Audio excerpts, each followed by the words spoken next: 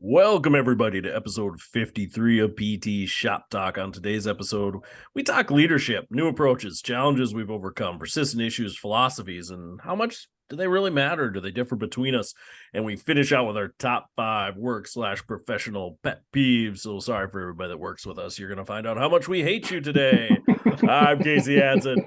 With me, as always, is Nick Lumberg Doling and Jeremy JT Marlin Van Klompenberg. Welcome, gentlemen. Welcome. Welcome. Yeah, welcome. Oh, these top 5s aren't directed at anybody specific because you Nope. probably don't listen because you're not supportive of me. So that's Lots of generalities, I think. No big deal. Also a pet peeve. Yeah. Thanks for the support. Yeah, my top 5. Karen, I can't believe you do this at work. No, not overly specific. Oh, No, I was going to say, I'm glad you're getting as I'm not gonna close name and anybody. personal as I am. Yeah, putting everybody's name and phone number on the list. If you'd like to call Karen and tell her how shitty she is, it's 701-866, whatever. Almost gave out my phone number by accident. Boy, that rolls off the tongue. Well, I was going to point something out to any of our YouTube viewers. I'm excited about some new wall decor I got from our clinic move. Oh, Ooh, stole yeah, some the stuff dome. So the cow already. The cow is down. Oh, I kind of like the cow. That is a portrait that my brother-in-law Kyle got me for Christmas a while ago. A few years back. It's been in the clinic. So any of Probably those for listeners years. who aren't aware, we For 10 recently years. changed locations. Yeah, it's been there for a long time. A long time. So that's new for the office at home, but not new to the clinic. And then up there was a nice little Valentine's gift my wife gave me. Can anybody tell me who that guy is up there? With Is it professional John safety? C. Riley? I can't even tell. Yes. It looks What's like the John C. character's Reilly. name? You remember? Oh. Dr. Stephen Brule. Little Cartoon Network show called Check It Out, 11-minute shorts. Fantastic. You can get them on HBO Max now. So Yeah, one of my favorite little things to watch. back when Cartoon Network had it's like cool adult programming. The 11-minute stuff. Yeah, Tim and Eric, all that fun stuff. Yep. Yeah, it was an offshoot of Tim and Eric, actually. Children's Hospital. It's good times. Yeah. I don't know if they still do that stuff, but Yeah, check it out. So yeah, so we're recording February 15th. How did Super Bowl go for you guys? You guys watch it? You familiar with it? You heard of this? Mm-hmm. Mm-hmm. Okay. Yeah. I've heard of it.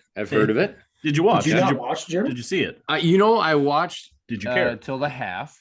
Okay. I did not. Hot take. I didn't watch the halftime show. Or did I? Oh, Yeah. Yep. Heard there was some controversy. Maybe not. Really? What'd you hear? It was an older patient said that there were some actions he thought was pretty nasty. So, Oh, Ooh, that's exciting. Yeah, I didn't watch it. I thought it's. I didn't watch it. Yeah. See, yeah. But then I watched the first drive of the second half, and then here and there in the second half. But it's tough for me because it's like it might as well be any other Sunday game if the Vikes aren't playing. And it's just like a lot of pomp and circumstance for a game I really don't care about. I think it's a step above that. Like, I obviously get more depending on the teams that are playing. I actively was rooting against Philly, so As that was made I. it Yeah, more Philly fun. sucks. Yeah, They do. They're Philly sucks. just so proud to be dicks. Yeah. So good for them to lose. Couldn't happen to a better team. Right? Maybe the Packers, but Maybe. Cowboys. Yeah, I don't know. I enjoyed it. I probably the most Super Bowl I've watched in years. Actually, my kids were all into it. Probably big shout out to Michelle who found an online game like Super Bowl Bingo, and it was the 2023 edition. So it was like your 5x5 square, and about 2/3 of it was football, like in-game stuff, penalties, like 35-yard touchdown, receiving touchdown, blah blah blah. And then the other third were all like related commercials. Okay. So the kids were really into it. And it made me into it too, like tracking them. And Maddie kept asking me when. She's like, "Has there been a delay of game yet?" No, those are pretty rare. Those don't really happen in the NFL. And then sure enough, I think Philly got one in the third or fourth quarter. It's kind of fun. Yeah, that was pretty cool. Yeah, we did like the prop bets with the kids. So we went over to our friends, and they have 3 kids that are about the same age as our kids. So they just did the prop bets for candy. Real controversy right away. Oh boy. Oh boy. Oh, with the score called back? That, Who scores first? Oh man, there was a roller coaster of emotion when that happened for sure. But yeah, my buddy's middle daughter, she likes candy. That's her thing. And she happened to miss like the first 3 times everybody got candy. Who won the coin toss, first to score. Yep. Yep. Those were some of the things on this bingo card. I don't remember what the other one was, but like after the 3rd time, my buddy's like, "Oh, you get candy, you get candy." She just ran from the room screaming. Well, it's good to learn early on that, gambling can be gambling can be sucks. a difficult thing. That's what I told her. I was like, it hurts, doesn't it? Gambling. Jeremy's all about the life lessons. Yeah. Imagine if that was money. Yeah, right. Yeah. Oh. No, we had some, a cool moment was 2 of our kids, Gunnar and Madeline, had a defensive score. Ooh, yeah. And like I'd already explained it to Madeline. She was like, what does that mean? And I explained, defense interception. It's never gonna happen. Don't worry about it. And I'm like, but right away she's her it's even more rare than a false start. start. Never gonna happen. And I told her, I'm like, actually, there's been quite a few of these plays over the years in the Super Bowl. They usually stand out. They're big time plays. And there honestly have been. I mean, if you look back, it's not like every Super Bowl, but they're not incredibly uncommon either. And then maybe an hour later, Gunnar asked me the same thing, and he's like, "Oh, like right away, like this is gonna be hard. And I don't think I can get it." And you like within a minute, that dude that safety for KC picks it up and runs it in house, and I'm like, "There you go, it's right there." And he's like, "Really? Like really?" Like, yeah, they'll review it, but I'm like, yeah, looks like it's gonna stand.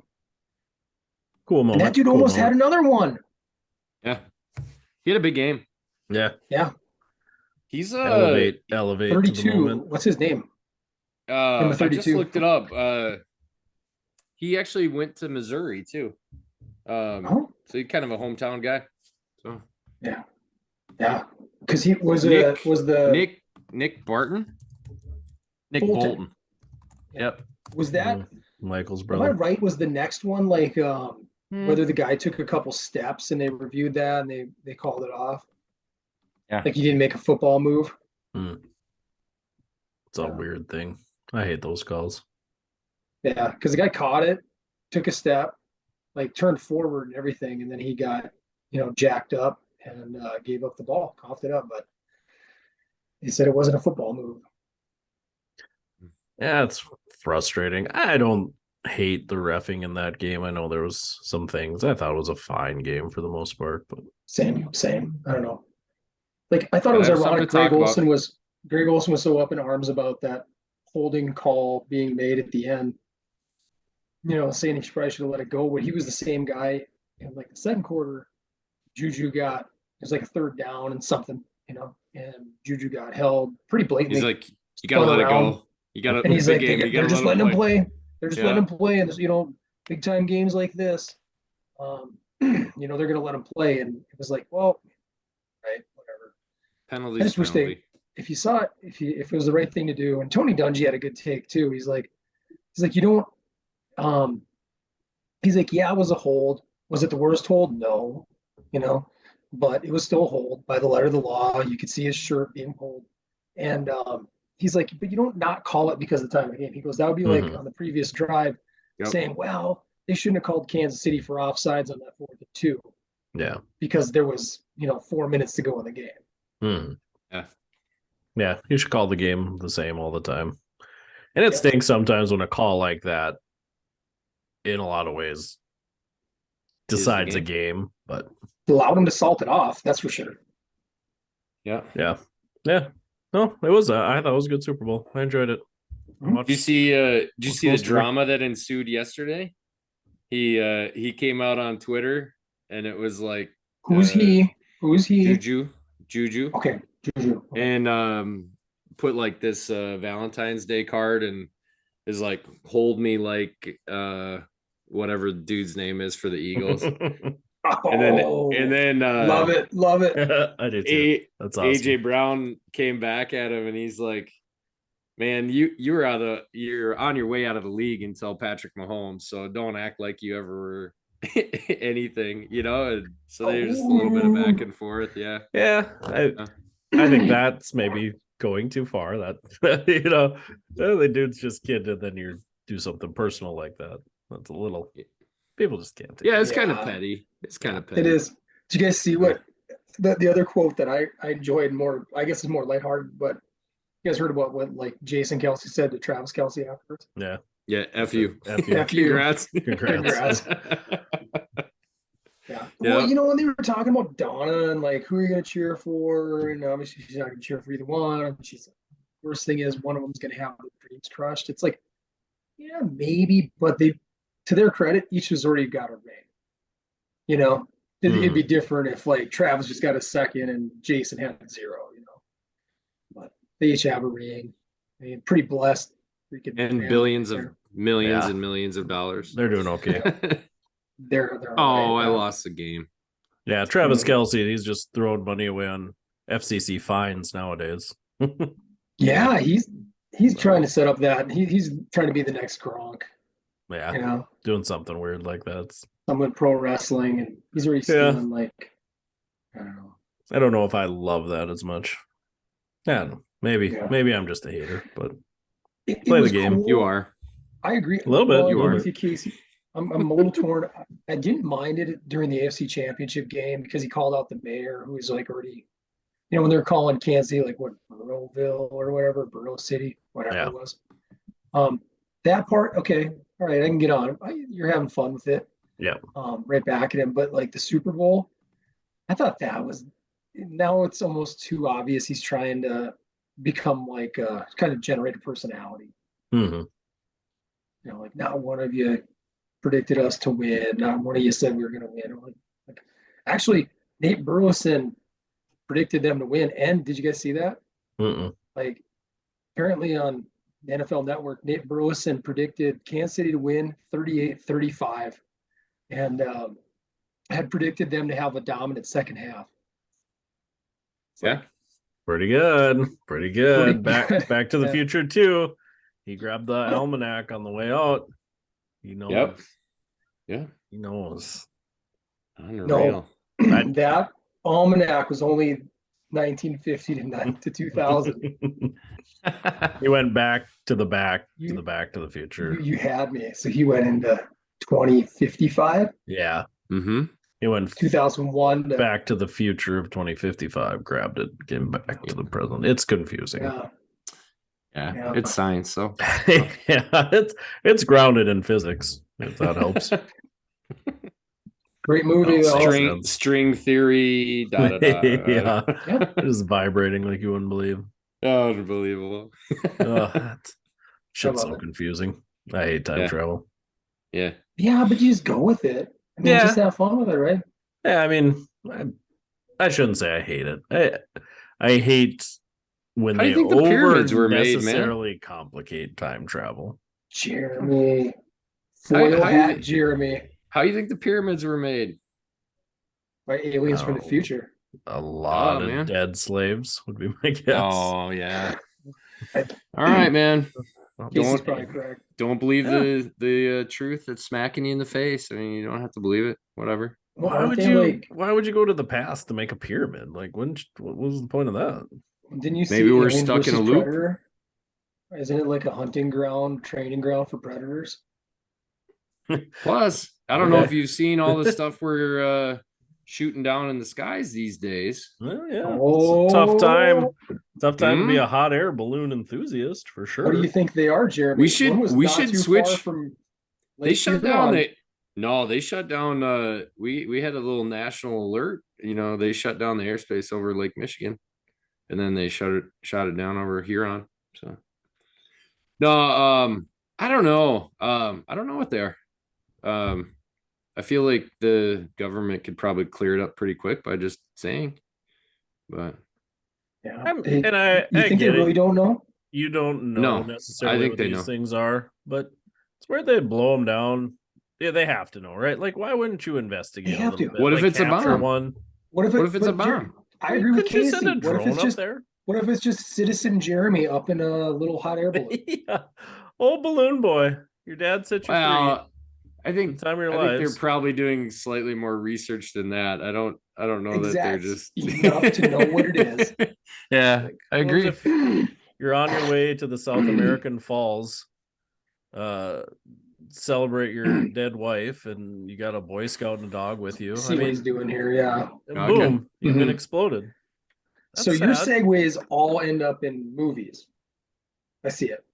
Well, Yeah. is that? Oh, you found the theme of the Oh. day. Oh, that's not a new routine thing I'm doing. No, Mhm. let's. It's That's all I not know. as subtle tonight. No. That's a great movie though too. Up is that's probably my favorite Disney Pixar movie. Gotta be right up there with me. That opening montage of their life together will make me tear up every single time. Yep, Every time. I like it. It's so I well like it a done. lot. That should have been like an Oscar-winning short in and of itself. The music and everything. It's like kind of bittersweet. It's like, Oh yeah. yeah, She's great climbing stuff. up the hill and she falls down to her knee. Oh, But it still doesn't answer what those UFOs were. Yeah. probably not a house No. flying through the air with I'm you guessing aliens. it wasn't a house. But yeah, but seems like more to come. The whole thing's weird to me because even if it is like a Chinese spy balloon, they're really using balloons to spy on us. I can go Do to you guys think it Google has Earth anything and to look do at with Jeremy's backyard right now. Did you a see? balloon. Yeah, that's true. and the train derailment? I didn't see that. Everybody's trying to tie these things together. Oh, that in Ohio or whatever with all the I'm chemicals. Is that what gonna- you're talking about? I didn't hear about it. Is that what in you're talking Ohio? about, Nick? Yeah. The chemical Yeah. spill? Yeah. They burned Yeah. off. You see those Something's videos? going on. Creepy. Like the sky's just black. I'm gonna rewatch Independence Day right after this. I think it's deeper than that. I think it's more insidious than Independence Day. I'm waiting for a cloudy day, and then you see the ship. Oh, waiting for it. Waiting for it. Because that would make for an amazing action film, right, Casey? No, it would not. I mean, that one scene would maybe be amazing. Whatever. Welcome to Earth. I'm back. That's a bad movie. Randy. Oh, come on. It's not good. It's not good, guys. Mm. It's not good. I don't know if it's good. Something else that's maybe not good. Also, 2:15 today. You guys both obviously survived the Valentines, as they say. Yeah. Yeah.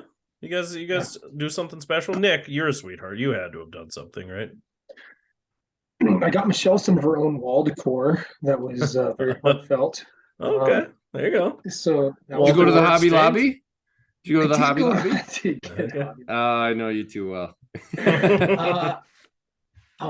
You just No, be a personal shopper I- for Nick. I know.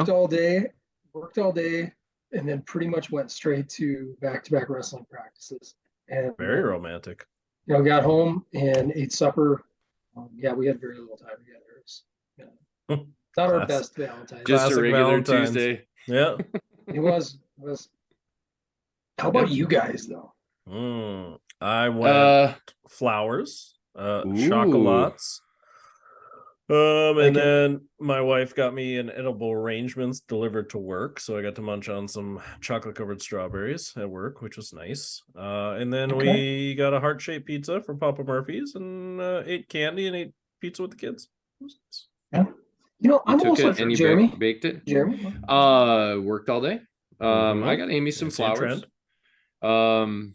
And then basically I picked the kids up from daycare. We drove to Muskegon, got some B-dubs and drove back home, and we ate it.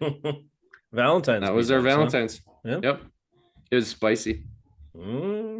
Delicious. See, You how go do you with guys? Do you guys 62 have? wings to show Nick who's the boss when it comes to wings. No, I ordered 20 boneless and ate about 8 of them. Whoa. Yep. What's Showing going some on with restraint. you? Yeah. I know. That's It's just Personal growth. restraint, huh? Personal Because you growth. can't tell me you were full. No, I could have eaten them all. Yeah. Yep. I'm proud of you. Hey, you Thank just you. put them in your fridge like a responsible adult when you were done eating. Yep. I ate I the don't rest of even them know what today. this is like. Yeah. So you're just like, yeah, I'm not full, but I probably eaten enough to survive. I'm gonna be done. I know I had eaten enough to survive. That's crazy. I Yep. don't know. It's something I just never experienced in my life. Did it Yeah. feel good? Did it feel empowering? No, I like eating until I'm almost sick. Yeah, I mean, that's all it's I know. like, yeah, I'm more like this. Like, I live in a tube of disappointment because if I eat too much, then I'm disappointed. But then I'm like, I probably could have ate more. Yeah. Like, were you It's a able to vicious sleep that circle. night It knowing there really was is. 12 wings in your fridge?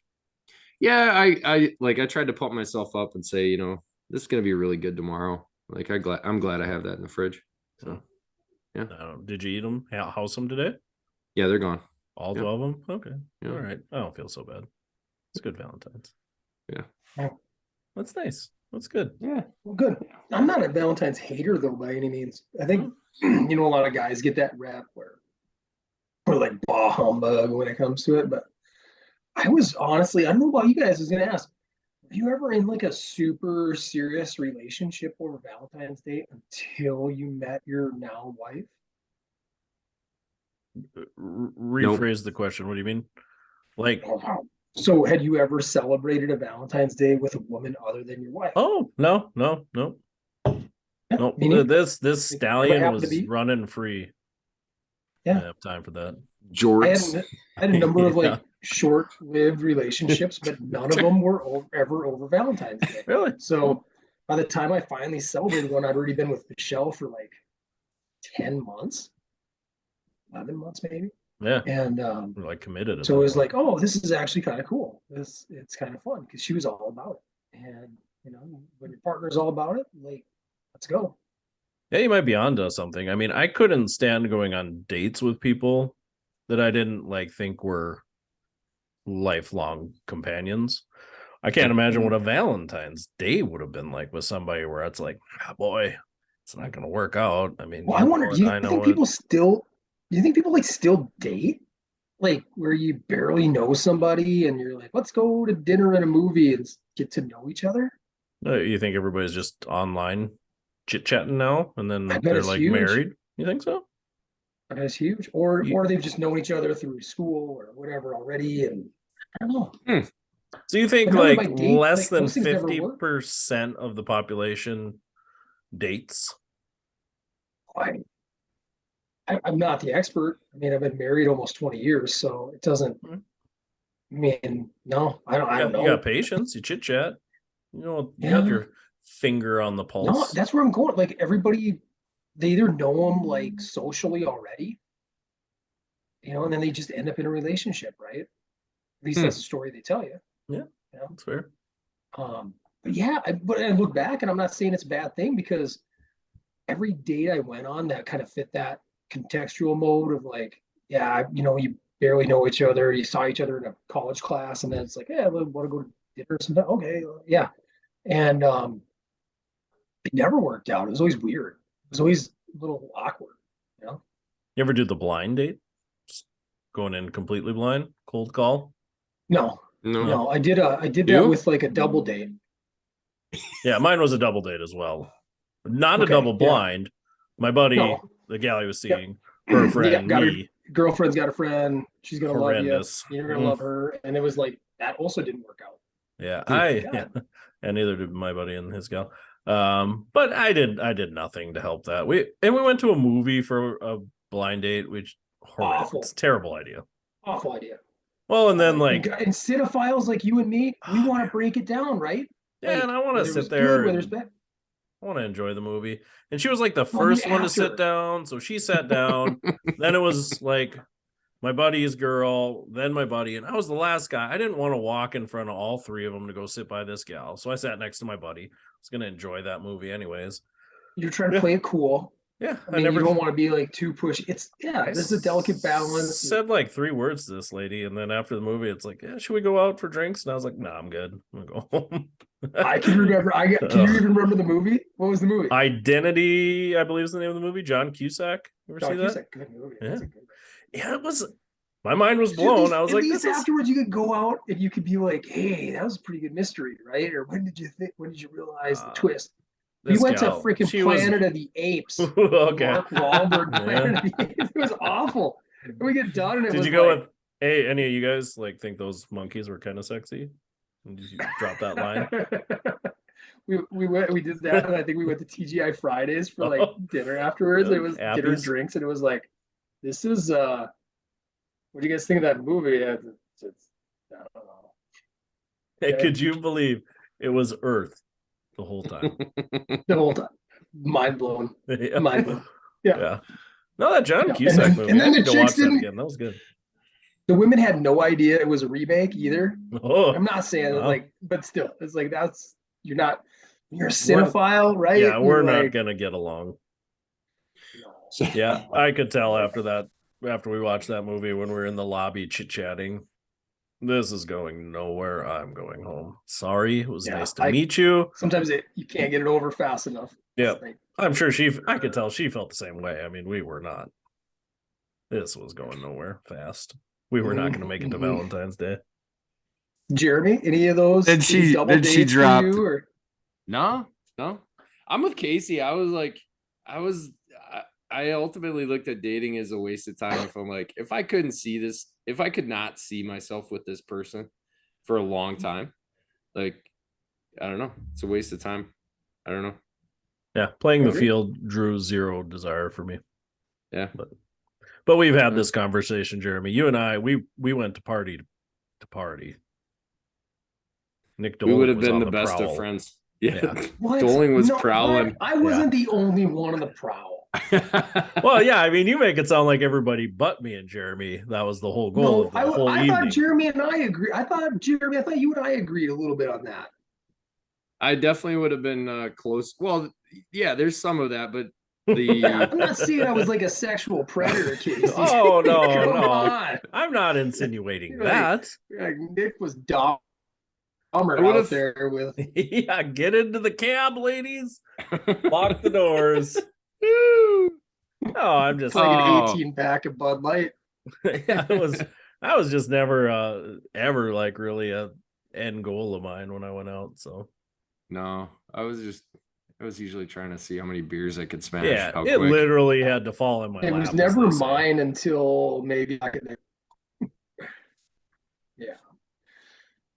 You got to be organic, though, right? You just had those decision if you're even going to. Sometimes you wouldn't even know if you're going to go out till 8:00 at night, right? Oh yeah. Jeez, I loved off the cuff. Now I don't want to be outside of my house after 8:00. Oh, tell me about it. Not far off. No. Yeah. I took my staff out to go bowling, and it was like, oh boy, what is it like? Midnight? It was 7:20. I was like, time to call her. I felt obligated to be like the last person there. I'm like, you guys should probably get going, huh? I mean, you know why you felt obligated? Because you're a good leader. Yeah. I knew why. Oh, thanks, guys. Yeah, I tried to set you up. That's nice, a segue. Mm-hmm. I didn't even softball. I didn't even reference like Big Lebowski because you talked about bowling or anything like that. I just made it. Stayed on track. Stayed focused. Nice. That was nice. Yeah. Take notes. Yeah. Let's move on to our main topic. Leadership. Updates or changes or just philosophies, how things look. Nick, this is kind of your topic, maybe to lead. You want to fire out some questions? Ooh, maybe I shouldn't have chose you to lead, Nick Doling. You're breaking up. Exploded the internet. Bit. Jeremy, how's your leadership? How is it? Yeah. I like to think it's okay. Yeah, sorry, my internet touching up. Well. Are you with us? Touch and go. Yeah. Jeremy was just telling us about his leadership. I think I am. I can hear you guys very well. Oh, okay. Jeremy, tell us about your leadership. Yeah. If you had a leadership, what would you call it? This is what happens when Nick disappears. Success. How I But Call it would you have success. like a fun name though? I mean, something along the lines like the you just go SS Success or you go the SS Success? I mean, how do you go with that? I think I'd put it SS success. Okay, I like So that. it's just a play on success. Yeah, that's good. It's a good leadership. What would you name your ship? I don't know. I should have been formulating an answer after I asked you that question. Yeah. I don't know. I gotta give myself a pat on the back. That's a great question. Man, but I just don't want to go like you went so plain with yours. I want to have something cool. Then it's okay. You're direct. That's your good. That's your leadership style. That's good. Mine's gonna be ridiculous because positivity and team building. That's how I rock. I don't know. I'll come back to you. I'll have one before we're over. I'm gonna jot some Doling? things down. What would you name your Mhm. ship? If you had a leadership, what Um, would you call it? The no BSS. Oh, I was gonna say the SS no bullshit. The Ooh. SS no BS. Mm, I like that. I like Rolls that. off the tongue a little. It does a little So bit. You guys have you'd have set to the do bar some high. font things because otherwise it'd look like snobs. You know? Oh, Maybe. yeah, until you Yeah. see it on the side of a boat, a little Yeah. yachter. You never That's know. why I have Yeah. guys like you around wordsmithing and identifying those things. Good call. Yeah. No. All right, Nick, you seem Any back with us. humbling. You want to start this thing for real now? I fired off Yeah, I my can start a stupid little question. Q&A on Yeah. it. Yeah, sorry. Apologize for my Okay. terrible internet. Hopefully that's a pet peeve of your guys' later. It's one of mine. Yeah. Um, I'm so over internet. so What's next? we covered this topic, jeepers, guys, what 4 to 6 months ago, at least. Maybe we start out. So since then, have you had any eye-opening moments or changes of heart on what you thought you might have had ironed out? Because and the backdrop for me is like, as you know, I feel like life's always ready to humble you, and when you feel like you got some stuff really figured out and you feel like you really know your team and you can anticipate, responses to things, responses to initiatives, there's always like, God's ready to say, ha ha, buddy, you think you're so smart, but I got a little curveball your way. Have you guys experienced anything like that over these last, like, I don't know, 6 months? Yeah, I think for me, it's when you talk challenges, it's always tough because you spend a lot of time clinic wise, at home wise. I mean, I think for me, that's the hard thing about being a manager is shutting it off. I think it kind of always sits with you. So we've always have things on the horizon because if you're not growing, you're dying. Mhm. And you got to be prepared for stuff. But it's tough. You perseverate on things. You come up with these plans. You redo the plans. You come up with other plans.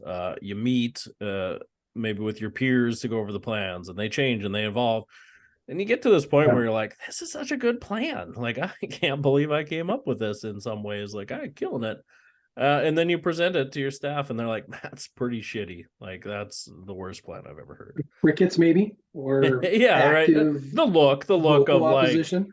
um, we're Midwest, so unless I'm actively looking for conflict, it's like, okay, that's the plan. Huh? And then Cool. after, yeah, after the meeting, then you get like the emails, the phone calls, the text messages, like the hey, Yeah. can we meet?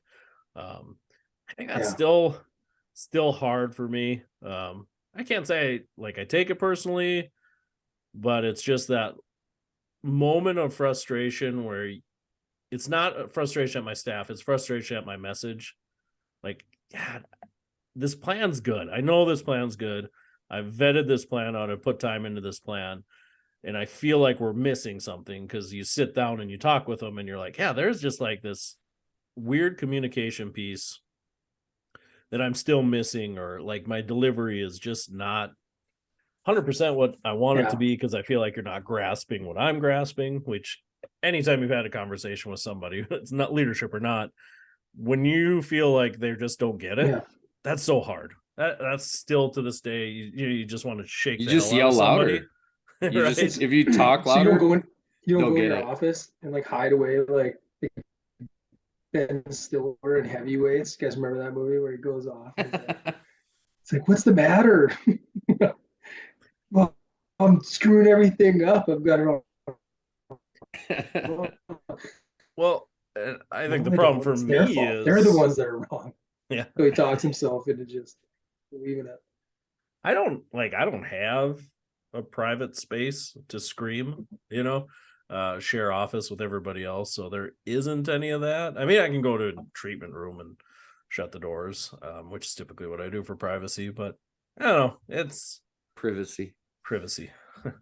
I put You a don't, do sock on you? the doorknob. That's how they know. Like, yeah. I do, but our walls are paper thin, so if I yelled, everyone would know. Oh, I can't No. imagine a guttural Van Klompenberg just scream. Yeah, it's pretty scary. Yeah, Pretty like that. scary. When that comes from the subcockles, that's a trembler for sure. No, I'm with you though. Yeah, that's a challenge. Like when yeah, you feel like what you're trying to relay isn't, isn't either fully understood or maybe it's understood but not grasped. And I struggle with that same thing too. And I was gonna ask you why you think it is like, and I'm like, I am a people person, so I don't like, I'm, Minnesota through and through. I don't like conflict. I want everybody to be happy, but that's just not, like, there's obviously time and a place where that's just not going to be a reality, like most of the time. But I Right. think you've developed that ability though to understand that like conflict maybe is going to be there. Let me even back up. Maybe it doesn't even have to go to a point of conflict if you can address the issue without like, Right. demeaning the person, right? You Yep. know, Yeah. and that's the art to what we do. And it's not Yeah. perfect. I mean, you're still gonna deal with other human beings that might interpret it still pretty harshly, right? Yeah. Yep. Yeah. Yeah. It's kind of the Amy and I were talking about that the other night too, and I'm guilty of it too, where like if if I can jump to, if somebody's like critical of me, that I take it as a personal attack on myself versus like the action. And so I think sometimes I project that as well too. And I'm like, and so I probably dance around things more than I should, honestly, just in order to try to keep peace. But then, like that's not always the long-term thing too, right? Like the longer a behavior goes on, a lot of times the harder it is to change. So Yeah. yeah. Very true. Yeah, I will say I'm lucky through the years to identify staff that like you can, I'm not gonna say first relay the message to, but when you feel like there's those crickets, you can kind of sit down with that person. And I don't want to say a liaison because that is one of my pet peeves, is like this We're not to imaginary. top five yet. I know. And it doesn't quite make my top 5 anyways, but like this imaginary line in the sand between management and staff. And so I hate that sometimes I have to have that, but I do feel like there are staff where you can like sit down with them, really work it out well, and then they can disseminate the message without having to meet with like every one of your staff individually. And that has helped through time to recognize 1 or 2 people that can really champion things for you. Yeah.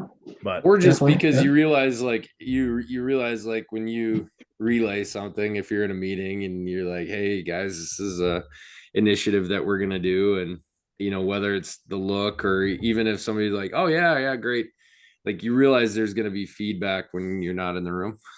yeah, Right, like there always is. So again, even if you can have that person where you could say like this, like honestly, this is why we're doing it, um to have that other person just to reinforce that too after you leave the room, to be like, guys, this is a really important thing, like, so it isn't just something that goes off the rails too, and oh, can you believe that we're going this way or trying this or doing this, etc. So yeah, it sucks when that person hates your idea. Oh, that's the one time that it's like, oh yeah, that idea was shitty. I'm like, damn.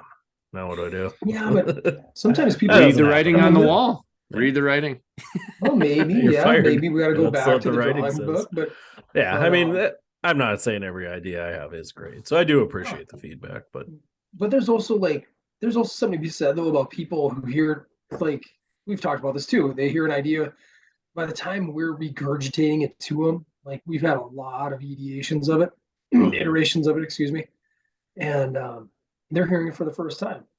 Yeah. And I think as most, at least most people around here are wired to change. It's almost defensive right away, Yeah. unfortunately. A little bit of defensive, a little bit about like skepticism, like how is this helping the company only and not me? Pretty sure there's some reason here, right? Like we talked about with the new incentive program, addressing different members of the team, and then sometimes they just need a little time to reflect. And Casey, I think we saw a perfect example of that today, week over week. Just communicate with an individual who just needed a little bit of time to process it and understand it. And I really believe it's going to get better over time, you know? Yeah. Yeah. Yeah, and that's a great point too. The giving people time to process, without pushing. Either if they seem like they don't like it, it's okay to talk a little bit, but I do find some value in like, let's think about it a little bit. I'm not pushing it off. Let's have a meeting tomorrow about it, or next week, Tuesday, 9 o'clock. I'll put it on the Yeah. schedule um, yeah, because people do need time to process, and I'm introvert, so I probably can appreciate that more than anybody. I like time to process, and because I have some staff that get hot pretty fast on things. And I think I'm pretty good at talking and calming. Diffusing. But it does put me in a situation too where, man, they're really hot about it. I can't not talk about it and figure something out. I need time to process because a lot of times that hotness comes from maybe left field. I don't see it coming. So it's tough when they're an extrovert, I'm an introvert, and we're trying to have that conversation and trying to come to something that isn't going to sit and fester over the weekend or create dissent amongst staff or amongst myself. So that's a struggle too, but I feel like I've gotten a lot better at that over time. Motivational interviewing, I think, is big for that stuff too, trying to really get to the root of it. The root of maybe the fear. A lot of times I think a lot of it's fear, and not so much the issue, the surface issue, but like, what are you afraid is going to happen if we go through with this? Or what do you think is maybe some of this underlying stuff that's going to make this hard to accomplish? It's been interesting with some of that staff that gets hot fast, as we've had these conversations through the years. They kind of know it's coming now, but in some ways that's good because they're like, I know what you're going to ask me, and I have thought about it. Like, we get less of the explosive heat. I think I've been pretty lucky. I've had not much staff turnover in my time as a manager. So I think you get better at conversing with each other if you're willing to. Too. Yeah, if you're both committed. Yeah. Yeah. If you got staff that are committed to that role. Yeah. So but you can't have shared them, like, meaning. Yeah, I think it's all in what you're accomplishing though. Are they getting to the place? Then it's all fine, right? It's constructive. Yeah. But if it's a different level of relationship where they're like, well, I've got Casey over the barrel. He's a nice guy. I know he's going to talk to me about this, but it's not really going to go anywhere. I've never had they talk about PSN, but I've never really gotten one. Yeah. So that's for sure a deal. I'll be good, but I'll be bad and whatever, right? It's just not going to go anywhere. As long as it doesn't go there, I think it's great. Yeah. Yeah. You can have, when you build those lifers and all of a sudden before you know it, you've been, around each other for 10, 12, 13, 14 years. That's pretty cool. Yeah. Yeah, as long as you keep it from being toxic. I mean, it can go that way, I would imagine. Don't think I'm there yet, but and then whose fault is it? The leader. Mine. Yeah. And that's where, like, how often do you guys, when we talk about like the philosophies, I mean, we've done tons internally through Big Stone and this new one now, the strength finders through Gala, not minding it as much as I initially did, because I can admit I was incorrect at first. The first go around, the way it was delivered, I felt was a little too softball. And then when I dug it into it a little bit more, I'm like, okay, I can see this a little bit more, you know. So I can admit I was incorrect on my first knee-jerk reaction, but it is obviously drastically different than some of the extreme ownership and dichotomy of leadership we covered a couple of years ago. And whether it's that or David Goggins material, I think there's such value in like experiencing both and being able to come up with what's kind of working for you, because you can also find out, hey, life's on a spectrum here too. And in some ways we're super soft, right? We've said that too, because we're wired Midwest. In a lot of ways. I mean, when we look at it and you're like, wow, holy moly, whether it's just pure objective operational metrics or the way we follow through on behavioral things, like I said, like, are the any PSNs ever get issued in the company? Ever? You know? I mean, we could good definitely people, be a lot tougher. Because we got good people. That's culture. Yeah. Culture wins. You okay? Oh, yeah. So it got stuck in your throat. Little frog. Yeah. Choking down Jeremy's crap. Oh wow. Oh. Double it down. Now we're direct. So how about you, Jeremy?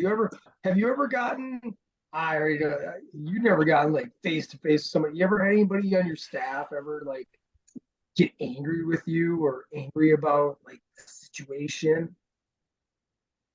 No, honestly, and that's a struggle for me too. And I think honestly, probably because like we're just coming up on 5 years out here, and I wouldn't say we've had a ton of staff turnover, but we've had some, for sure. And so yeah, like I think the newness of our staff and the age of our staff, like we got a lot of new grads or younger therapists that, good in some ways where you can kind of mold behaviors right off the bat, if you're clear with expectations. But then that's a piece that I feel like I miss too, is like some of that healthy friction, I guess. Or when you roll out a planning process and it's just like, all right, guys, like this is team driven. It's like, okay, and it's just like kind of just pulling teeth to get any type of feedback at times. So that can be kind of the other end of the spectrum. So I haven't had that face-to-face thing, but like there's times where I want to kind of like shake people and be like, what do you honestly think? Like, do we, well, you guys were like, are we thinking about this stuff? Like, remember a couple years ago when we started with crucial conversations? Yeah. And going through that book, and early on, I don't know about you guys, but they gave these examples of poor communication and the people like right away it's somebody gets ultra aggressive, but then the other one was, the silence equals violence person who's just going to withdraw and not communicate anymore. That, to your point, my experience, that's what we experience more. I've experienced more, when you're going on an initiative or something that maybe is a little bit more difficult for people to hear or understand. I don't know about you guys. Yeah. Kind of what I'm hearing from you, Jeremy. Yeah. Yeah.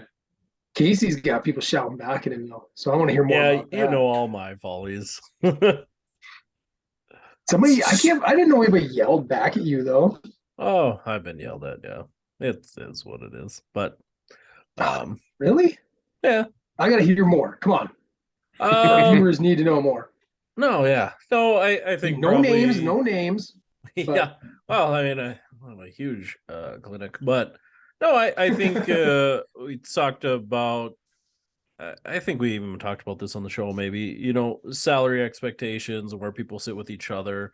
Definitely got some people heated about that, and what that looks like, and where people feel their wealth and value is, and where it sits in comparison with other people. That brought some heated conversations. I mean, how'd you handle that? Again, use numbers. I use numbers. Yeah. Smart. Give him raise. Yeah, gave them all raises. That was easy. Yep, beat me up. Go ahead. It was easy. At the end of the day. Yeah, yeah. I mean, but even then, I think there was still some compromise to be made because you can't. A thinks they're better than B. B thinks they're better than A. Even giving people the same salary isn't necessarily like what they're looking for. But I think trying to use as much objective information as you can, trying to the only thing, best thing you can do. Best thing you can do, and then at the same time, apples to apples, apples to oranges, lay out the differences. And people sit back and realize that. And sometimes it comes down to, financial too. I think most staff is reasonable enough to go, all right, like, this isn't like what you want isn't realistic. I mean, yeah, everybody got raises, but I don't think anybody got, maybe one person got what they wanted, but we found ways to make it okay. But yeah, I think I think be honest just with people too. Without oversharing, because I know what you're talking about, and without oversharing, I think we landed on a very good high integrity decision. Mm-hmm. There was no like, okay, we'll just give in and held over, because I remember having those conversations with you, and I think somewhere along the line we had those conversations about, hey, if we offer objective input here, objective reasoning, and this is kind of how we got here, and if they still don't understand and they're still going to be, fuzzy, we probably have to be okay saying goodbye to them, Yeah, I think that because we're doing what's fair and what's right, but yeah. Yeah, and it all led to positive behavior change. Totally. So that's what I was gonna ask too. I'm like, because I think those can be teachable things too, where you could say, like, listen, if you want to get here, we got to be here, right? But that's like, I don't know. I would say I was lucky that none of the concern and discussion we had, I felt like, came from like a place of entitlement, which I think it made it easier to, everybody had their things. Like, these are objectively what I feel like I'm doing better than somebody else. This is what I feel like I'm doing better than somebody else. So we could discern over that versus, well, I've been here, longer. Like, that's your justification. Like, okay. That's harder, harder to kind of swallow. And I don't know if you're ever going to have that person be overly happy. And that's in that other, like, more extreme ownership end where they're like, what, so since you didn't quit, you deserve more money. Because you didn't do enough, you didn't operate poorly enough to get fired, you deserve more money. Yeah.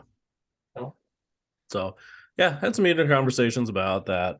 Had some heated conversations early on when we're just changing things we were doing that just really, in the scheme of things, weren't viable financially, and also were probably pretty shady ethically / board,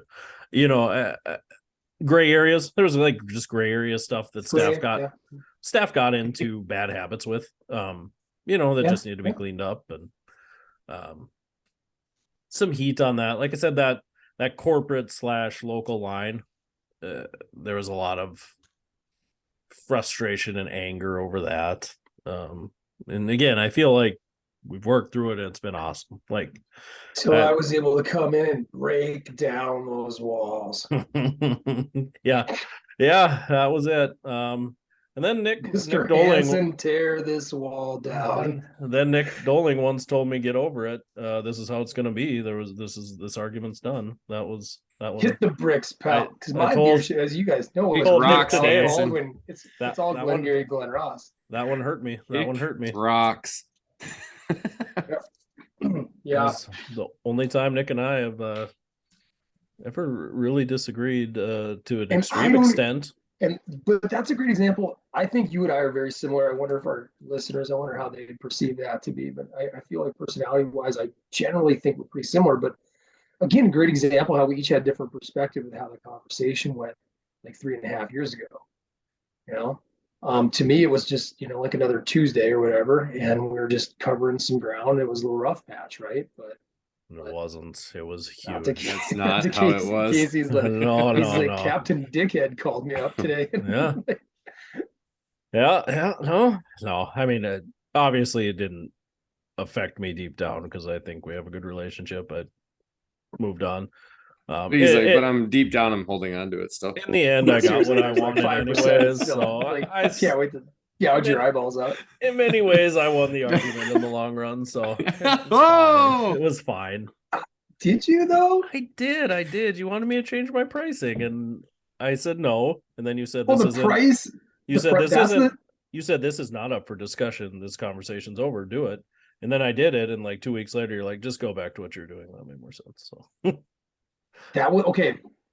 That was yeah, and this is he is keeping score. a little bit. That's the only time he is keeping score, and this is another. So we're talking leadership, though, right? Yeah. And we're on the pod right now, so I don't even know if this is really like a safe place to do this, but we know as leaders, oftentimes you get in situations though too where other people make mistakes and other people create errors, and as a leader, we're not called like in those moments to throw them under the bus. Yeah. But that was 100% a situation in which I'm being told by the billing department, this is what our rates are, this is what we're set at, right? This is what we go with, right? And then 2 weeks later, it's like, well, now we finally actually ran the reports and got the math, and so no, it's not. And I mean, okay, yeah. I mean, yeah, like I said, it was. So it doesn't, but again, as a leader, it doesn't behoove you. I still think it's a shitty thing to do, even for me saying that right now, because I feel like it's one of my pet peeves down the road, but just basically accountability, right? It's like at some level we got to own it, and I should have dug into it more before coming in so serious, right? My weakness in that moment was that I was wearing thin on the whole dialogue itself and some of the drama that was going on. I could tell. I was coming into this meeting just being like, hey, I think our pricing model's actually all right. And you were like, we need to move on from this stuff. All of it. I was like, okay. All right. Went back to staff. I was like, whoa. And that wasn't fair for you guys you were corporate? not in a fair in that situation. This is such shitty. Jeremy's already zoned out. He's like, I wasn't there. I have no idea what you're talking about.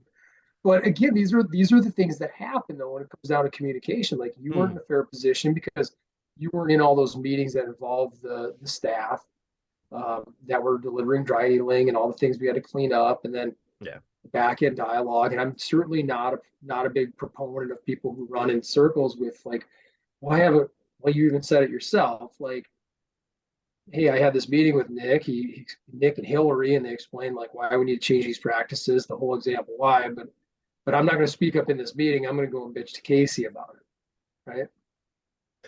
Yeah, so I felt like I was just standing up for my team. And you did. I mean, it was fine. It was. I felt like for you and I, it was a good moment. I felt like it was a good moment. I don't think you and I ever how connected close was this he referenced the transition Z-jobs. Yeah, can't afford it. Yeah, I had to take it off the COVID charge times. master. Yeah. We really connected during the COVID lockdowns. Yeah, well, that was as shitty as that was. I will say that was probably a time of huge growth from like not just me as a leader, but I think just me as like part of like Big Stone and that quote unquote again culture. Yeah. Like, well, yeah, were you still in a kerfuffle about local versus corporate? Were you that holding point, grudges? At that point, we were for sure. I mean, there was just that animosity there that this was just another thing, and that was probably. So you maybe could have been more receptive as well. Yeah, I always felt like I was on a corporate side, but there was part of me too where I think there was some of that feeling because I got hired on the same time Big Stone came in. So I think there was some of like me being an outsider as well. Yeah. Whose side were you on? Did you feel like that from the team? Maybe a little bit. I mean, I think we got along well, but yeah, it was so in some ways there was banter, maybe pressure, like to really stand up for my team, and to go to bat for them because I had been, I would say, pretty handily on the corporate side, going, "Hey, we gotta." Like we're slowly cleaning everything up And it's Yeah. like, all right, this thing, and then the next month it was this thing, and the next month it was this thing, and And it all needed to be done. to your defense too, a bit, and this is legit defense. The way the company was structured back then, because you guys came in 2016, Correct. Yep. even within our private practice group, we were nowhere near as close or transparent as we are now. Mhm. There was such an intentional division line, and just rooted in like, hey, we're not going to share figures, we're not going to share. You can share some of your problems, but don't share all of them, right? Like Mhm. if you got a problem with this particular billing process, now work that out, work it up the chain, right? But don't reach out to, David and Baxter and see if he's got the same problem, right? Yeah. Right. And I think it would have, in hindsight, that whole, we'll just call it assimilation period, that merger Mhm. would have gone so much smoother had we been in the structure we're in right now. Where the Oh, moment like the company, you're all of a sudden you're completely agree. joining like 30-minute weekly meetings, get to know your peers and all that.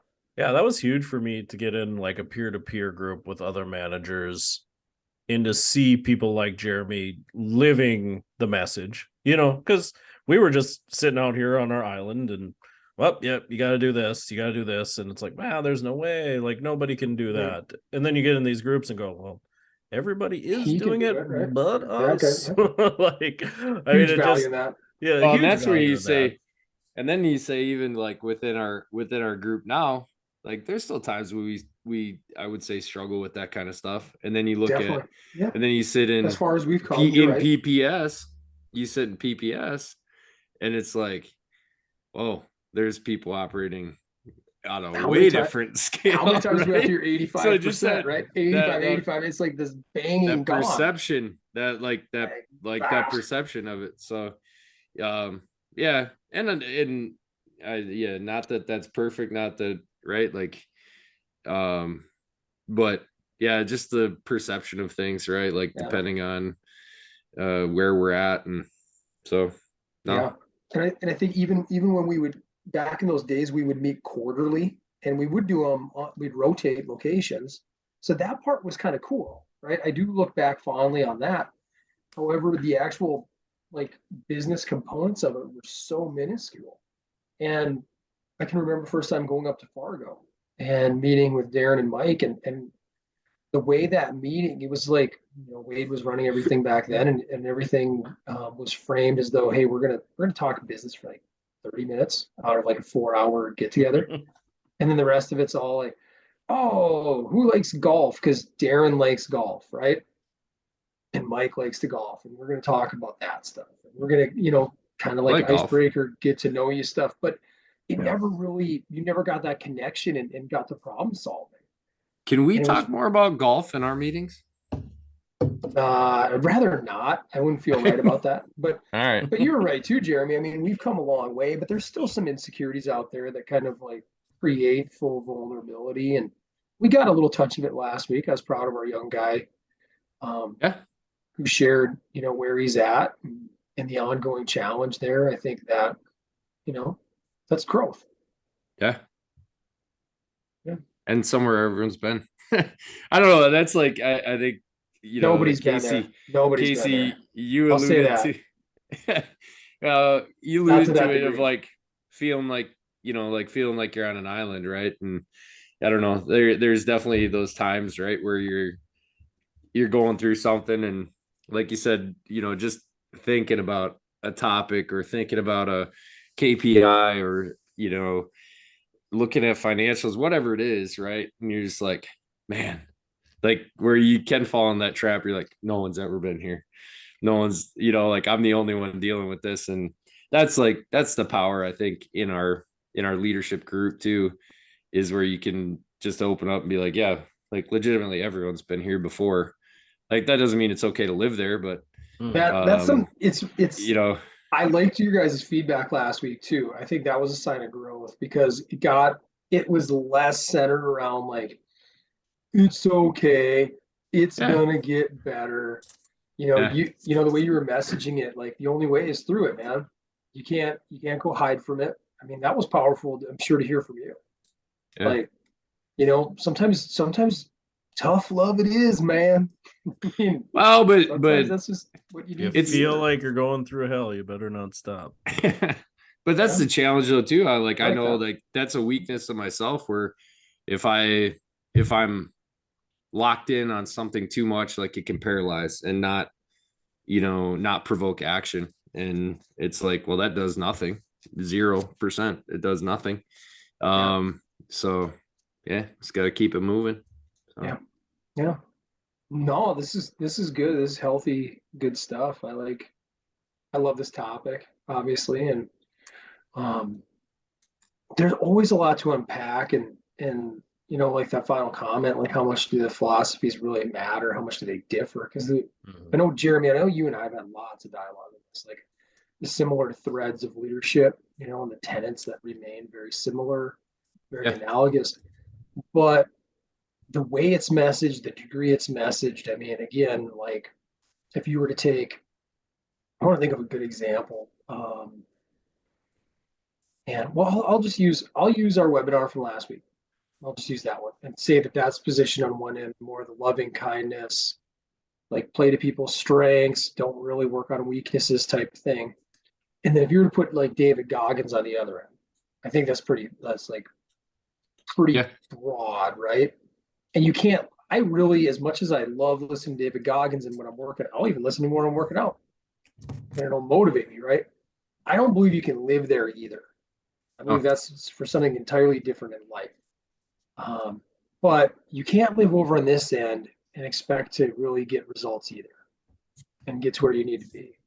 If everything is about like rubbing people's ego and saying, well, this is really what, we want to play your strengths, even though you really, really suck at these things that we need leaders to be good at.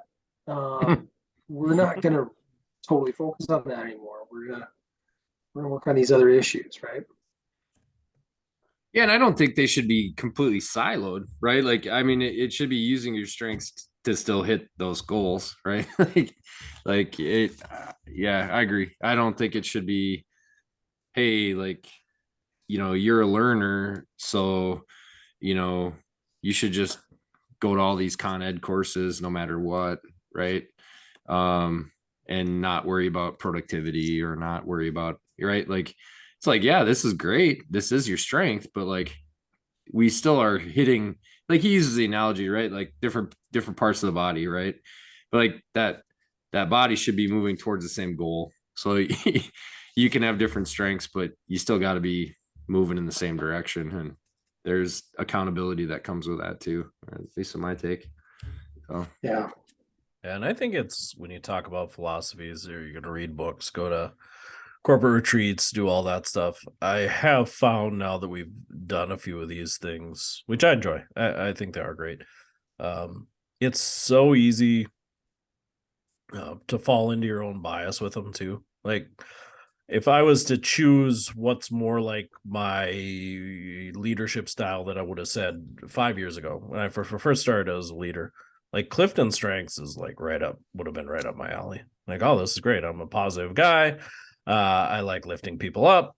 This is awesome. Like, and even now when I listen to this stuff, oh yeah, nailing it. Like this is easy. But the stuff really doesn't apply. Where I read things like extreme leadership or even Goggins, like that's so far, if I'm gonna be honest, from who I am. I'm just not that like intense, like no BS guy. Sometimes when I read that stuff, you're it's full of shit. yeah, that's what I mean. I love it. That'd be my boat. The SSBS, I take Nick's part out of it. So like when I read those books, there's literally chapters that make me very uncomfortable, and it's easy for me to get into this headspace when I read them, going like, this guy, that's not realistic, or he's being ridiculous, he's playing it up. But those guys do live that life. I mean, Yeah. to an extent, you can't be Marines and SEALs and do these companies and really just spout BS, but it's easy for you to go, that's just BS. He's just saying that to sound tough. So I do find when I read leadership books, the best ones for me are the ones that make me uncomfortable. I think I grow more from that than going to a leadership book or a summit or something that just kind of already plays to what I think or what I, my current style. I'm not going to say I'm going to completely change my style because I read, a leadership book, but I do like those moments of Nor should you. I agree. discomfort, Yeah. But I wouldn't you think one of argue the, too? Oh, good. Go I ahead. was just getting one of the purest things out of extreme ownership though to take away from it. And I think it just to boil everything down. I I would say you could take strength fighters, right? You could still do that, but don't lose that key component from extreme ownership where it's like, I love it. It boils it down because I am no BS. My number one strength is strategic, no BS, right? It's are you effective? And it's not like 1 to 10, it's yes or no. Because, and I do think, because and we'll get to it in a little bit, but I think there's so many ways to over rationalize, and you go, well, I didn't really accomplish the task at hand, but I was really thinking about it this way. No, sorry, motherfucker. It doesn't matter how you thought of it. This was the job. There's a big part of me that wants to, that's the old Nick, or like the way I grew up, but it still like talks to me, right? And it comes down to that. But yeah, if you can use your strengths and what you're really good at in communicating and leading people to be successful and accomplish the task, then I'm all for it. Totally all for it. But if it's turned into like, well, I didn't get to it, and I'm really not good at confrontation, or I'm not good at holding people accountable. But I still like getting paid as a leader. I like the title, you know. Jeremy, Yeah. sorry.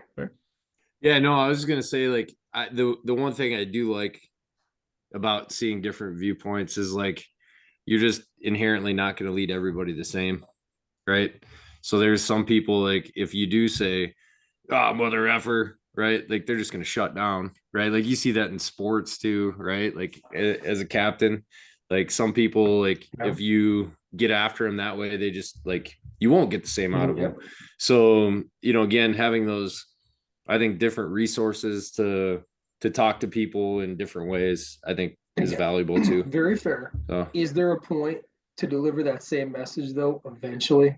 If you're not getting where you need to be, and if you have legitimately put effort into other solutions, it's just yeah, not getting you 100%. Yeah, then it there. would be like I agree And I should wholeheartedly. frame that. Like I'm not, me, I'm not walking in every meeting and saying that, you know. But at some point when you put up with stuff long enough, it's almost Yeah. like a reflexive image. I think Casey, you were alluding to this. It's like almost back on you, right? It's like I'm upset at myself that I've let this go on this long, Yeah. and I'm putting up with it, and I'm putting up with it, and we got to put an end to it. Yeah. Yeah. That's No, I agree. huge, huge takeaway. And I would say like that's, like you alluded to no PSNs, right? Like Yeah. like you sit at PPS um every year and it's like hire slow, fire fast, right? Yeah.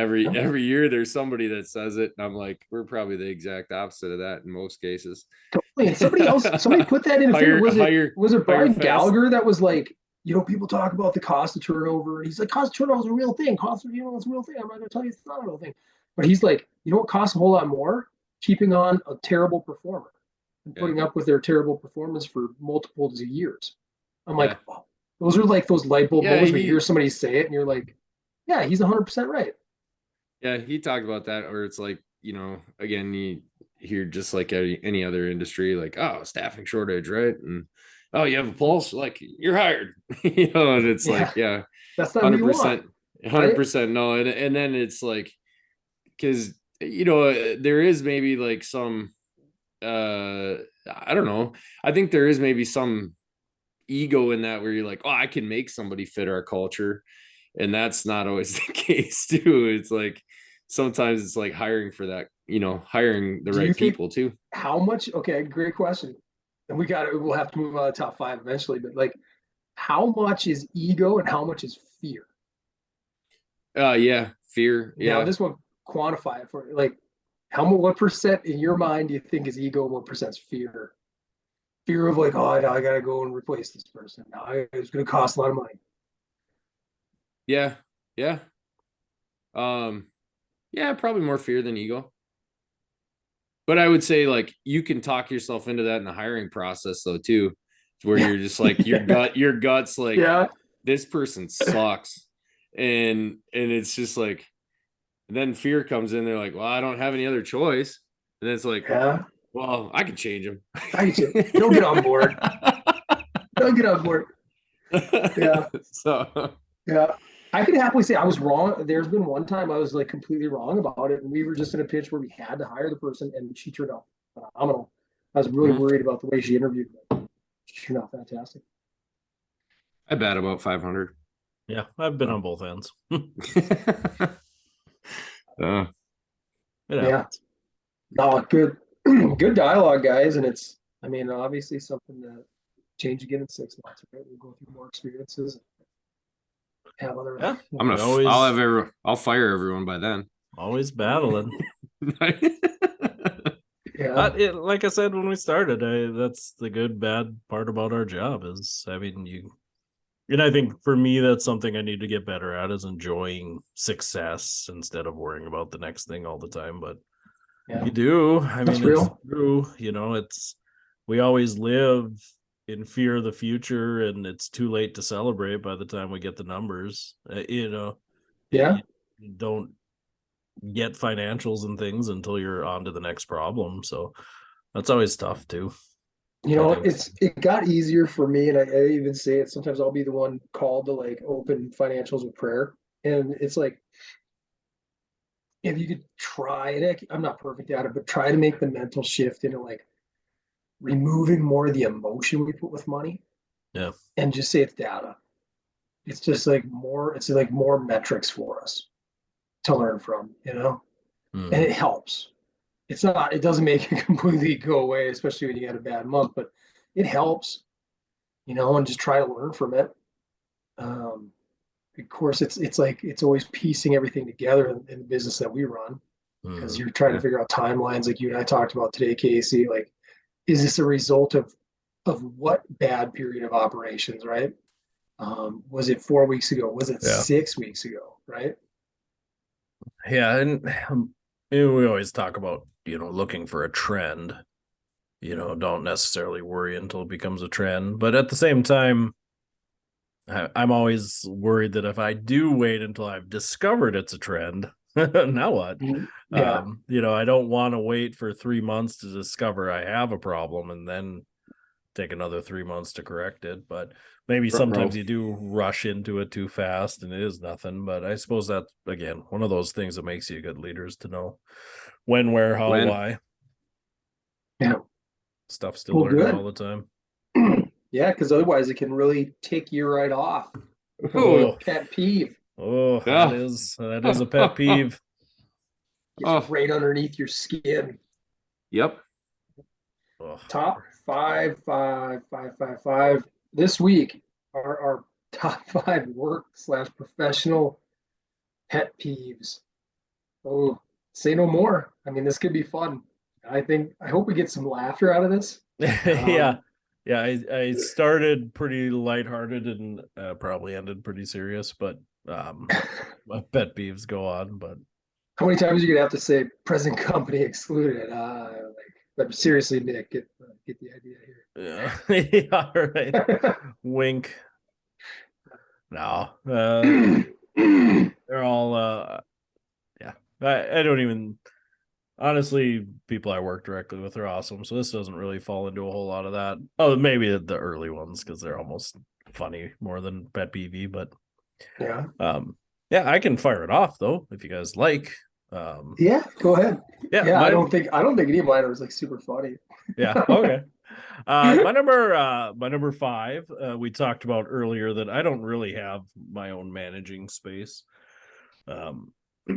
So and I'm guilty of doing this as well. So I do my own pet peeve once in a while, but it's folks that listen to like compliance training, annual training, continuing ed in the office, no headphones, full blast. Yeah. like in what world is that like something in your, and like you'll come in and they'll turn it down. Like, oh, sorry. Let me put it at a volume just, it's almost more annoying because you just tickling your ear that whole time you're sitting at your desk trying to figure something out. And I can put on headphones and listen to my own thing. I get that part, but for me, people are coming in talking to me about issues and solving things. So like you're in a conversation, there's videos playing in the background. It's wild to me. It's a very pet peeve to me. And I get it if you have 3 or 4 people in the office all watching the same thing, that's one thing. But I've had times where 2 people are listening to 2 separate videos without headphones. That's like being around your kids and they have their tablets. You're allowing them you should have a tablet and you're like, too much input. Yeah, so that's my number 5. Not bad. Just ahead of microwaving fish. Yeah. Yeah. That's a terrible thing to do in an office, Jeremy. Microwave. That is. We had a student one time that he did that with his like Instagram at lunch. Like he'd play it loud and then he'd laugh obnoxiously loud too. And it's just like, really? Man, yeah. So yeah, that's interesting. Cool. I can go next because who knows? I just want to go next. Get some stuff off my chest. Yeah, so let it go.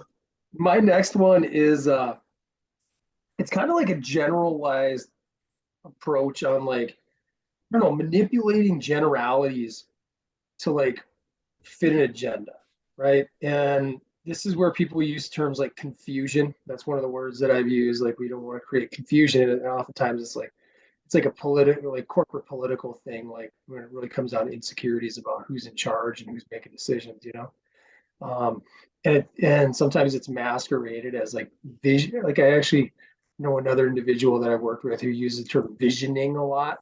I didn't even know that was like a verb. Envisioning? No, visioning. Like not envisioning, just visioning. That means you're creating a vision? Pretty much. And like looking ahead, strategically planning and stuff like that. Incidentally, this person didn't come anywhere near close to touching enough patients every day to like really get their mind on the right things they should be focusing on. But it's like using that stuff to be like, well, we got to tackle this issue, and then we got maybe this issue coming down the road, and it's like, you should use your visioning for good. Yeah. Do any of these things actually exist, or are you just finding new reasons to like hole up in your office and like fire out emails, right? I don't know. It's like like the old creepy crawling administration terminology, right? Like 10 minutes equals 1 hour equals 10 hours of work, right? Depending on what you want to let occupy your brain. So I don't know if hopefully I'm making sense on this one, but it's like I'm visioning what you're saying. I'm envisioning it. you're envisioning it. Yeah. Jeremy's I'll use it right. I'll use it right. Yeah, like these could be all the potential issues we run into, and it's like all the reasons we might not want to do something, right? And maybe none of them are actually really ever going to happen. We just want to be prepared. But analysis paralysis. Yeah, that's too. That would fit it as well. Yeah. Okay. That's my number 5. Cool. My number 5 hasn't happened for a while. Since you moved to Michigan. Yeah, this used to happen in Marshall. Present company included. Like because right, we had the little OK corral, right, where we did all our charting and by the wall, and this is Marshall thing. It was like somebody that sends you an email when they're like 2 feet away from you, like an email that's like really about nothing, that you're just like, hi, I'm ready. Like you can't just talk about it. Like it's like a really like easy yes no answer, right? Like it's not necessarily like what the meat of the email was, but it was just like email and you're just standing right there. So that was my number 5. Yeah, I like, and I would have that happen with front desk every once in a while with like Like they'll send something about, the schedule or something like that. And I just walk up there and talk to them. And it was probably really off-putting for them that I didn't email them I was back. the same way though. But I'm like, I'll just like take the 2 steps over there and like handle this versus having 7 emails back and forth. And sometimes it's more nuanced than just, and you want to get it right, right? Like if you're talking about like moving a patient around or something like that, it's easier to do that than type like 4 or 5 sentences out to get it to hopefully make sense to them. Yeah. Mm-hmm. Yeah. We had a staff member that did that quite a bit, and it didn't bother me at all. I'm an introvert, or whatever. You just want to email me, I'm fine. But I would get more, I use the word complaints from other staff about it, which was always, I work with all extroverts, so it's like, I was sitting 2 feet from this person and they emailed me. Like they refused to look me in the eyes and tell me something. And sometimes it was like, hey, we have an issue, Oh, going really? to work on this. And like they would send an email literally being, because again, we all share an office. So it's like, oh, okay, I see your concern. Like, you really need to shower more. Yeah. Your hygiene is bothering me. Smiley face. Yeah, right. Emoji. Thumbs up.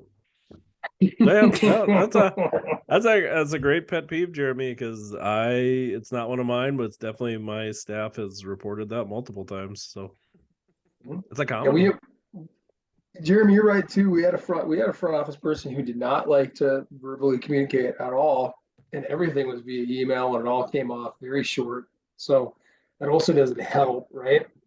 Yeah, there's an art to the spoken word, as they say. That's real. Yeah, I've had that conversation with staff too, though. It's interesting, and I think we talked about this on the pod. Like, I just have some staff that will negatively inflect any email they get. Like, if they get something from corporate, it's read in like, can you read? Can you believe they sent this snarky email? I'm like, well, they just said that our collections were down or whatever. Like, it was only objective data. I don't know how that could be snarky, but so it kind of goes both ways. Internalizing, yeah. Where I always take most emails as very bland, just like a written note. Like, okay. So it's interesting how people internalize that stuff. All right, my number 4. This happens probably every day in our company. It is replying all to mass emails with 0 productive input. Wheaton, an example. Wheaton has a Med A urgent. Who cares? Not me. Well, those I don't mind, Jeremy. Seven replies. The replies of like, we're busy. Yeah, I was gonna say, and to feed off of a Nick to my eyeballs. I hate the. You just. Oh, I'm worse. I would love to help, but we're so busy. What did that accomplish? Why did you have to reply all to that? So everyone else knows I'm busy. I agree. I agree with that. Like there is, and we used to get it too with like inclement weather. Like, hey, inclement weather. Like, oh, that's too bad. Be safe out there. But that was like the process. We had to take it off. And part of it was like I was telling, I had to go to Christy. I don't know if Jason was with us yet. I can't remember, but it was like I actually was worried. It creates almost like this fear, this atmosphere of like, oh, we should. Everybody else is closing. Maybe we should close too. And you're like, well, Hibbing's like 6 hours from here. Like, yeah. Totally different weather pattern. And again, it wasn't so much that mass email of, hey, inclement weather in Fargo. It was just like the replies of like, yeah, it's like 32 here and blowing. What? Why would you need to reply? I don't remember that. Somebody was giving me weather report. Yeah, like, oh, yeah, we've already had 4 people, cancel over here. I don't care. Like, yeah, so that's the thing. Okay, that part I remember, and that was the reply. I was getting at the psychology of it. Like, oh, we're getting people dropping off like flies. You don't stay safe out there. That's not helpful. Yeah, I don't even like the. Well, yeah, you guys are doing a good job. Keep up the good work, even though it's hard over there. Like I don't care. We don't need to like send that in a private message to them. Say, hey, I know you're struggling there. Good job. You don't need to send that to everybody. I don't need that. Okay, can I do a quick inverse? It's not a top five for me, but like I'm gonna Okay. give you an inverse of that though. When you're on and it's a smaller group. So let's say it's like 4 people. And your old colleague used to do this all the time. But it would be like very important that all these people are aware of the same thing at the same time. And instead of reply Don't hit all, reply all. just reply back to me. And then I have to add everybody back in. I'm like, Mm. thank you for confirming that you're on board with this. Like, let's move it forward, right? Oh, I was guilty of that. I've gotten better. Like, Sorry I about like to that. think that there's some intent. If I'm going to put like people on there, there's some intentionality behind it. Not like, whatever. Yeah, I'm sure We'll be the people judge of hated that that, too. Nick. I was always the big like send out a calendar invite and be like, "No, don't send the response." Just don't respond. I would Let them respond. I'd learn. accept, because you can accept, but don't send a response. Right. Okay. I'd always do that. Like, they don't care. Like, they'll see. But then I found out people really do look at that to see if I've accepted. Like, You didn't accept it. oh, yeah, I sorry. got a My new bad. one. I got a new one off of those meetings too. Didn't quite crack it because it hasn't happened enough. But You'll get there. my number four, staying on track here. I've talked to you guys about this, and this is like kind of being a more. I think a couple. I don't know, Jeremy. I think we kind of fit that mold of more outspoken and willing to share a belief if we strongly hold it. So let's say you're in a small group, let's say 6 to 8, maybe even 10 people, and you're in a meeting, and you got to speak up at some point, like in disagreement. You're like, I gotta kind of voice my issue with this, and maybe one person agrees, maybe nobody does, but after the meeting, you get emails, teams, and texts like, "Love what you said on there. Couldn't have agreed more," or "needed to be said." And you're like, "Oh, really appreciate your support during the meeting, MFer." Because apparently that's my term today. But Yeah, that's Yeah. good. that's a huge pet peeve of mine now. Even though I do in a weird way, I appreciate that. There's some I appreciate about it, but it's like, please, just like your voice matters See, too. I would say that does nothing for me. If you tell me after the fact we had that happened an issue in PT school where like you had the chance to like speak and no one did, and then it gets shot down, and it's like, cool. I'm glad you thought the same way I did, but now it doesn't matter. Mhm. Like that sucks. That Or sucks. maybe the other people that were in opposition to my thought now think I'm all alone in this idea, right? Yeah, correct. And you're like, well, didn't really seem like there was a lot of support. That's why there's times where in those PD meetings, like Casey, you've spoken up, and I'm like very quick to unmute and try to hop on right afterwards and be like, I really support what you're saying here. Yeah, it We makes need a to look at difference. that. And you see the dominoes fall with that 1-2 combo Yep. quite a bit. Yeah. But if it's a lone wolf out there, sometimes people are like, I don't know. Everybody else It's is really just quiet. Yeah. being doling over there. Yeah. Oh, this guy. What an MFer. MFer. That's my number four. Messages after group meetings. My number four is a general inability to read body language or lack of soft skills. So we've had a couple times where like, you talk about like how you pick up a patient, right? Like, hey, great to see you. Like your quarter zip, Casey. Thank you. Nice hookah shells, Nick. Those are great. Uh, like, Still got He's him. heard that Still so got him. many times. like so somebody comes around and like they might even be like faking happy. So great to see you. And somebody's like, yeah, really having a bad day. And they're like, okay. This weather is crazy, huh? Where you're just like, oh Lord, this is bad. Um, that's one of my biggest pet peeves is like the inability to, I call it being a human sometimes, but being able to pick up on on those like body language pieces and adapt to it. So Yeah, mirroring, right?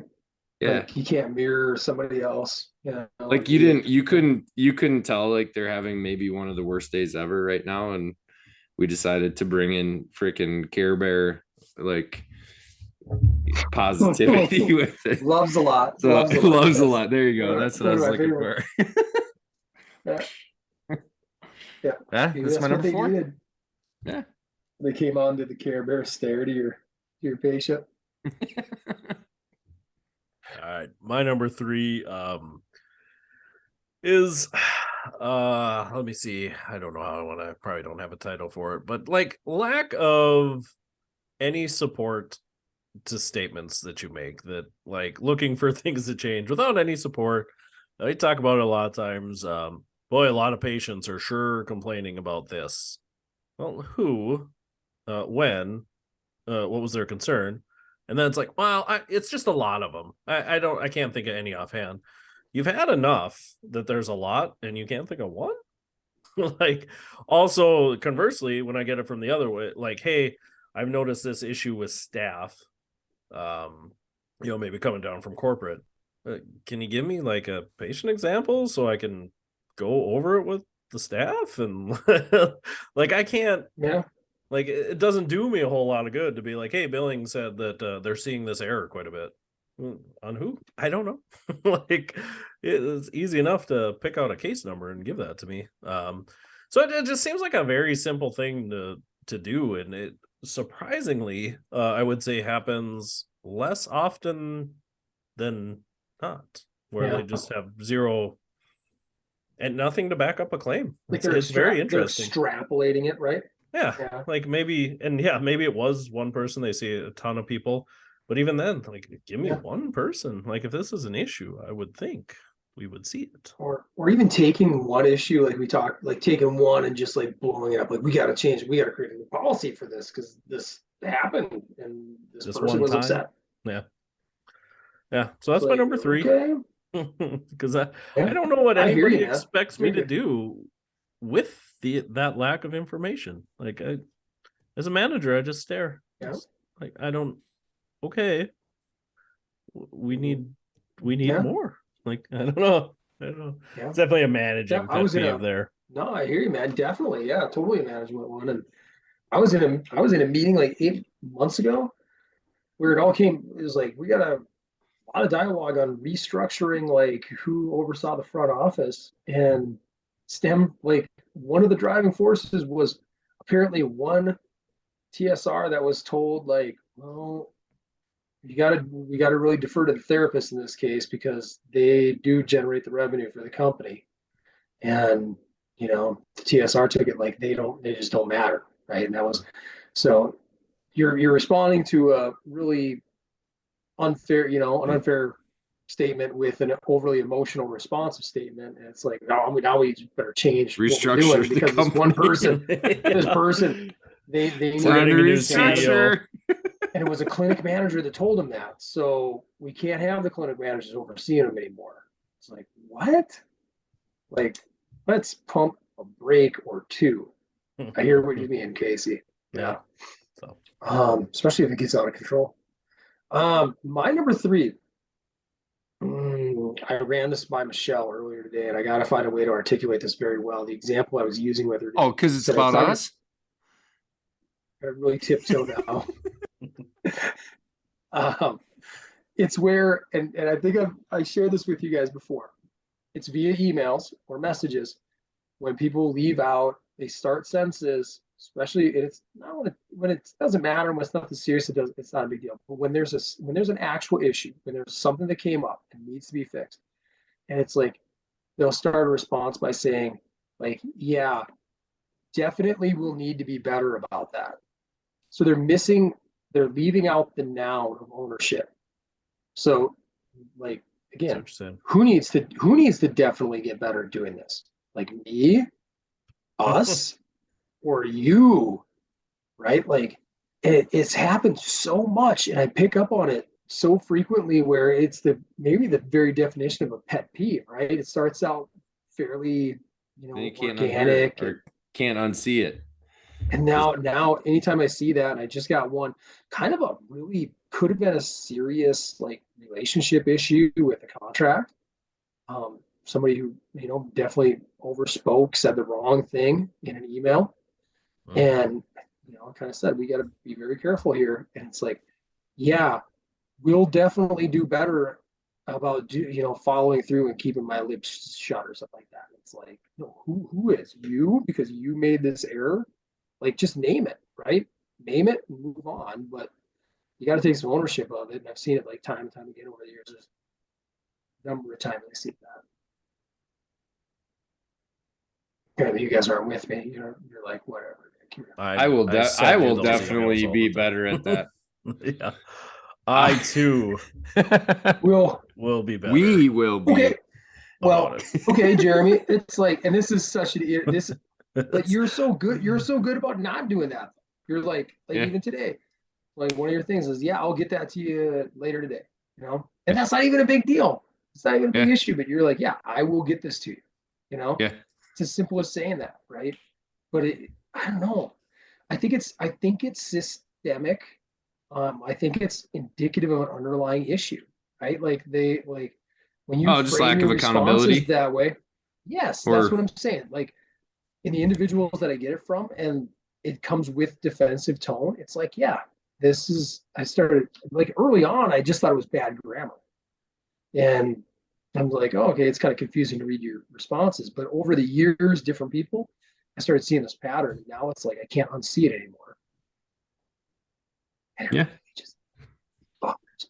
It's good.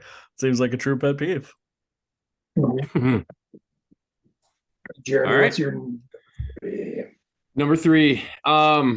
If I'm pointing out an issue or somewhere where we need to like tighten down on, I would say just a general desire to not learn or change. I've always said, like, in terms of and like I said, like, I think my most senior staff has ever been like 3 years out of school. So like we've got like a really, really young team. So and always have, like, whatever the iterations of our team have been, it's always been very young. So it's like you expect mistakes, right? Like you expect learning, you expect growth.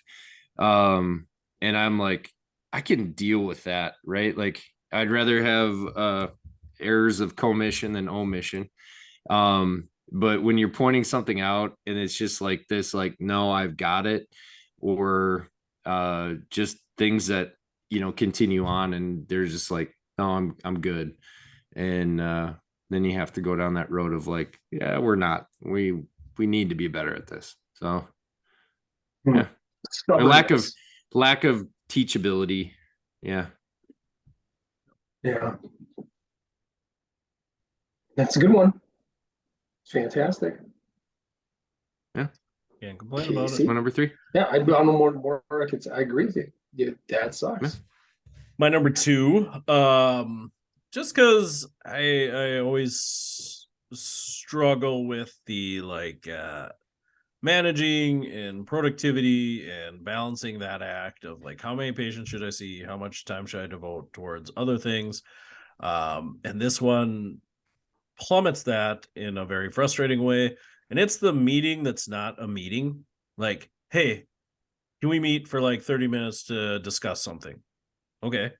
And then you get at the meeting and they're like, well, we need to like develop a plan to have an actual meeting later on something.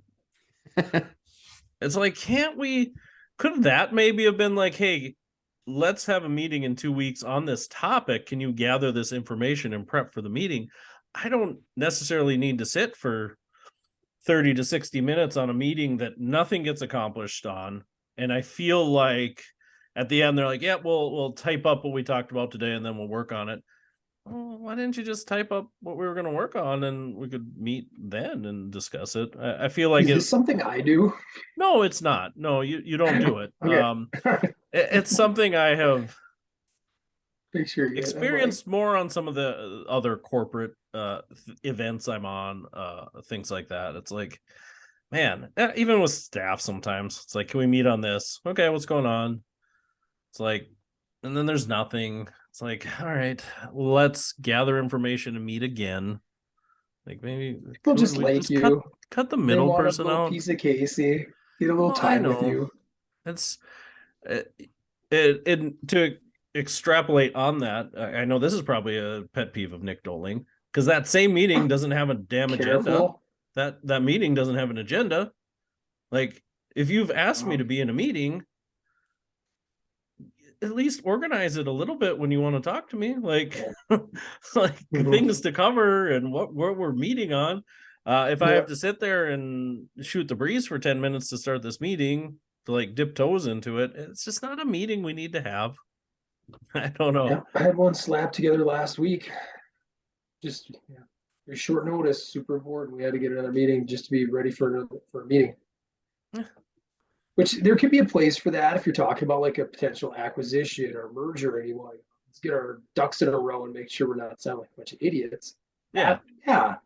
But I feel like that's different because how do we want to even in roll that out RTM? Even that, I still We think it was should probably get a because we found out process how much together. we didn't know. yeah. I mean, yeah, some of it is. I mean, yeah. No, I've always took I that. think that one was okay. You know, I see where you're going with. Am I talking about you? But no. I mean, I've definitely had way worse meetings, but sometimes No, it does. that actually. That was a good meeting. Sometimes those are meetings where it doesn't feel like we accomplished a lot, but you realize like, holy crap, we got a lot to figure out yet too. And it helps, hey, we can't jump into something. But even And then, sometimes like I'm you talking about had like the first talking one. points. Like, how are we? Who's going to manage it? How are we going to start it? What's it going to look like? Like we had talking points at least versus like having a meeting to decide what your talking points are going to be. That's silly. Yeah, that is silly. I agree with you. I agree with you. Yeah, and then just maybe a second is the disorganized meeting. Maybe this combined with a disorganized meeting are my two pet peeves. Like I just hate coming in and like 10 minutes of downtime where you're trying to find files. You're like, oh, let me look this up right now while you're sitting here. Oh, it's called producing. Casey. Okay, I think I know that. I know like, that one. What? Disorganized and like, okay, and maybe we just do icebreakers while somebody looks for stuff. Yeah, like it's just I know that meeting. Like we're gonna meet to talk about something. Like we should have these things prepared. And then it's like 5-10 minutes of looking around, and then it's like, I'll just email it to you guys. I'll find it later. No, I know. I'm getting the picture now. In the first place. Like, totally got the picture. Why didn't you have it prepared for me? Like, what are we doing here? You got me having thinking about a meeting to prepare for a meeting. It's silly.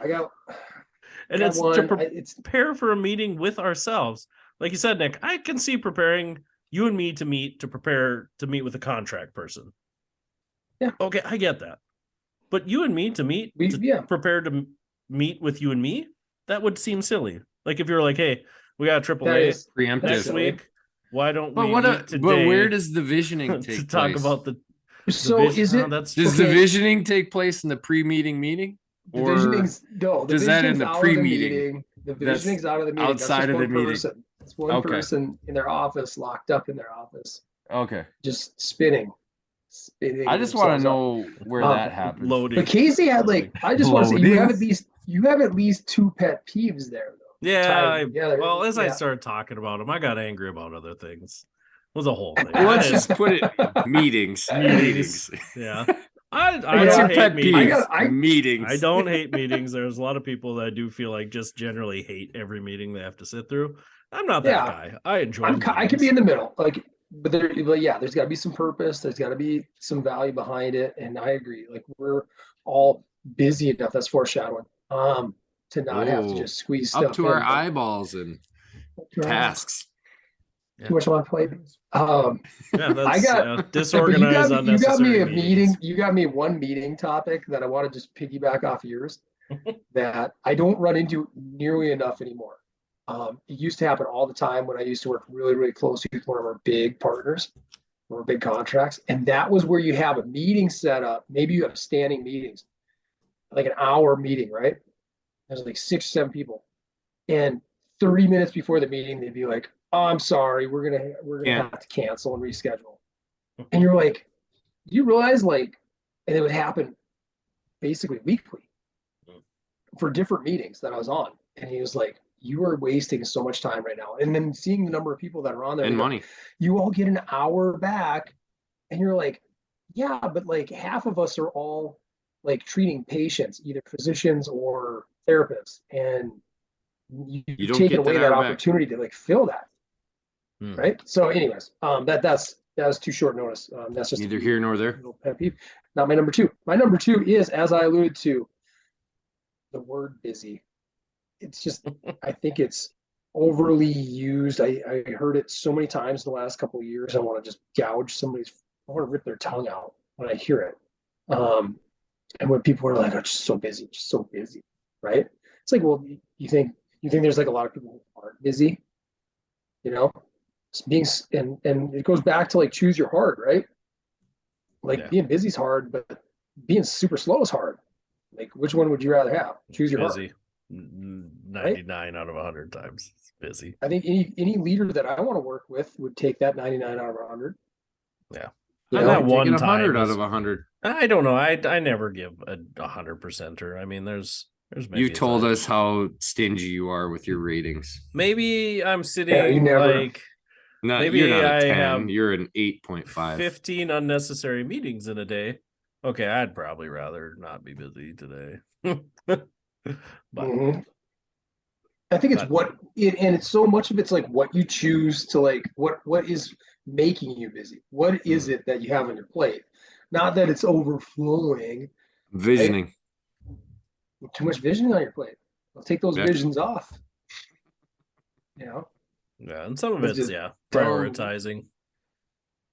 You know, Yeah. I think I And when said we that. do these L10s, like check-ins and hearing like around the room, like professional highlight, just busy, so busy. You know that, and I think almost staffing. That's another one that didn't make it on here. Should have, because we got low staffing. Well, do you? How have you quantified that lately? Right? We Mhm. need more people because we're so busy. MFer. MFer? Don't ask me, MFer. We should have a meeting after this. All we can discuss how to meet about it later.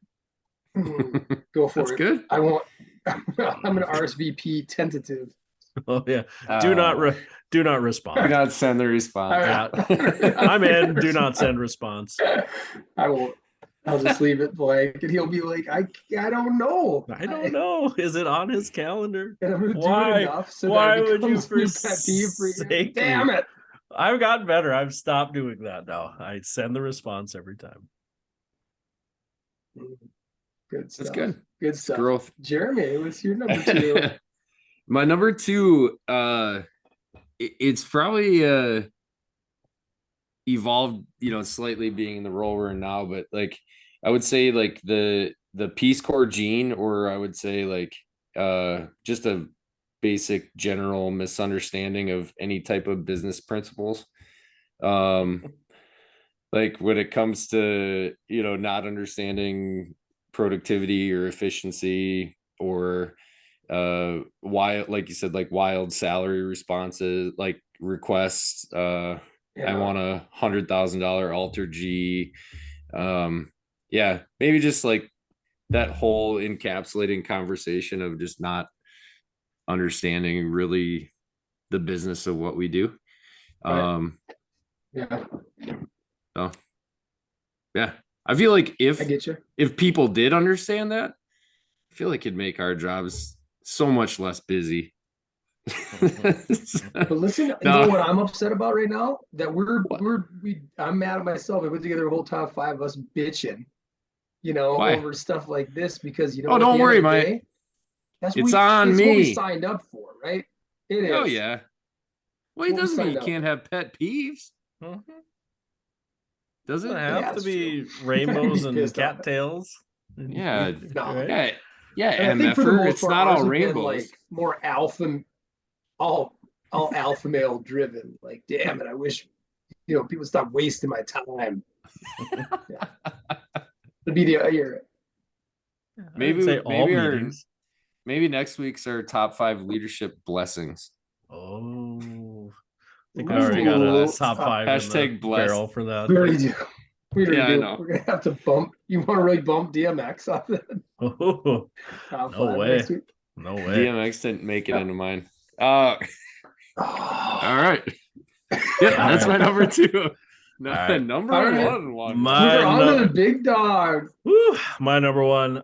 This one is a true pet peeve of mine. This one frustrates me every time it happens. And really angers me. It frustrates me as the day goes on. And it just builds and builds. I hate it. I hate it so much. Oh, get to it. Get to it. Be And it let it out. happens way too often. What does the Sith Lord say? Let that evil let the hate flow. It's like again, I don't know what a title I would give it to, but it's like holding blame in your back pocket. Like, it's so frustrating when it's like, hey, I got an email from so and so that they said that they were having this issue with you. Well, so and so doesn't do this. Okay, I got a few things here. Number one, so and so not doing that has nothing to do with you not doing your current job that you're being discussed about. Two, if you've known so and so is not doing this correctly for weeks or months, why am I only now hearing about it? And it's so frustrating. It's like, let's take care of the problem at hand. We don't need to not only like making excuses is frustrating, but like throwing people under the bus for other things to try to like shift my focus. Like, you think I'm gonna forget that you haven't done your time card correctly for a month because the time card person forgot to give you PTO in November of 2020? Like, that's not the same thing. It just frustrates me. It's not productive. I think it makes you holding on to, you're saying, so the issue's holding on to a grudge, or I wouldn't even say it's a putting blame it's in trying the back to pocket. It's trying to deflect. I Like, caught the blame deflect. in The bait and switch. Yeah. Lack of Okay. accountability. Like a bait and redirect. switch. Gotcha. That's Like- what I would call it. Like, you would be like, hey, like, That's Nick, you would send interesting. me an email that said, hey, Jeremy's not getting his productivity numbers up. And I would go to Jeremy and I'd be like, hey, Jeremy, like, I noticed you haven't been, Nick kind of let me know that your productivity has been dipping lately. And it's like, well, I asked for that ultrasound to be approved like 2 months ago. Nick hasn't done that yet. Yeah. Okay. So yours Like- is very egregious. I get it. It's a very, very like, I don't know. I'd say lack of accountability, but then spin, also then concurrently throwing somebody under the bus to take. Yeah, I the see the fall. throwing under the bus more in this And one, also, which would be again, really annoying. No like, ownership. Nick hasn't done that. Like, Nick hasn't approved that ultrasound, and you haven't let me know now 2 months in advance. I mean, these are terrible examples, but like, Yeah. okay, like, you're obviously like, it didn't bother you until Nick got you in trouble about something. So now you're gonna try to get Nick in trouble. Like It's get out of jail free excuse. That's interesting. Like, I'm not ran into go that. get Nick. Go get him. I can think get him. Like, I get it. I get it big when it comes from corporate down to staff and back and forth. Like, it's just this. Well, they haven't done this. Okay, well, that's a different issue. Let's table that and fix the current issue we're talking about. Like, I'm not gonna forget that you are doing this thing correctly. I think there was it makes me mad. I get where you're coming from, and I think I could segue to my number one because it's not far off. My number one is redirecting from the actual issue or problem at hand. So if I'm going to come in and be like, sit down and be like, come on, Case, man, we've been talking about productivity week after week after week. You're still down. And then have it be like, and then last week you guys were still like 74.6, right? Mm-hmm. Like, we really got to get better. And it's like, yeah, but did you see that our patients were up? Like, we had 10 more visits than we had the week before. It's like, Yep. Okay, good. But but we're still eating up a lot of downtime with this, right? It's like, well, yeah, but I don't know. We just had some people have some tough cases, right? You know, some tough evals. It's like, okay, for the whole quarter, because we're talking about average now. Mhm. And last week was again falling into that pattern, and just constantly like, let's not talk about the issue because I'm not good at this. Like, right? We've recognized that I'm not effective now at solving this one problem that we've deemed to be important. We've collectively agreed it's important, and I would instead like, I don't feel comfortable about talking about that. So let's talk about these other things that we've done all right with, whether they matter or not. Sometimes they do. Sometimes they're great things, right? Mhm. But it's like not. It's not the issue at hand, right? And again, I think the root of it's like avoiding accountability. It's avoiding ownership. You know? Mm, Thanks for wow, stealing mine, you dick. was that yours? Yeah, Was it really? that's my number one. Lack of I, accountability. man, aren't we Here all I am. I similar? don't apparently care about accountability at all. You know what though, Casey? I would argue yours was like Yeah, that's that what person's I was. not taking I thought accountability that's where for you're the going. issue. Yeah, Yeah. yeah, they're redirecting it. Like that's what I We took use from it. that's what I did too. Sorry. Yeah, I mean, Maybe we're it's not hearing you correctly. We again, just don't like it's that one of they my throw their frustrations earlier when you hear the crickets. I'm obviously not communicating my message well enough. That's on me. are we? I But will okay, get so better at that. ours is different from yours. Yours is a piece of mine. Mine is this very specific example of a lack of So accountability. yours is a piece Yeah. of mine. Yours is a granular example of mine. Mine's more broad in scope. Okay. Yeah, see, I would have I felt can like take yours that. and Nick's were like Because identical. I can give more. Really? No, Casey, Because when because he's naming like I get where Casey's going, like where they're going as far as like naming another individual. yeah. Mine, I don't really run into that at all, really. But what Yeah. I'll run into, and I'll use another example, it's like when we had a report on, metrics, and it's like, well, yeah, we're down, but as you know, staffing's been really hard. And you guys have heard me say this. Well, objectively speaking, if staffing's hard, we should be the most Your efficient company productivity should be in the crushing. yes, Yeah. Yeah. Right. Yeah. right. And what's even worse is when other leaders just accept it Yeah. because they don't want to confront, even when they know better. Yeah. It's like, oh, okay. And Yeah. you're like, seriously? Like, you're going to let that garbage can answer like suffice? Pass. Yeah. You know? Yeah. Mine's more like a game of tit for tat. Like, Yeah. That's shitty.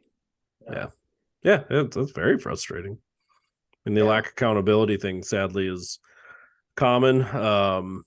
But probably like in some ways, and that's probably the crappy part about it, like you almost expect people to tell you bullshit, in some Yeah. ways. Like, okay, I'm gonna bring this to somebody because it's probably more rare for somebody to go, yeah, I'm not doing that. Here's the steps I'm gonna do to get better.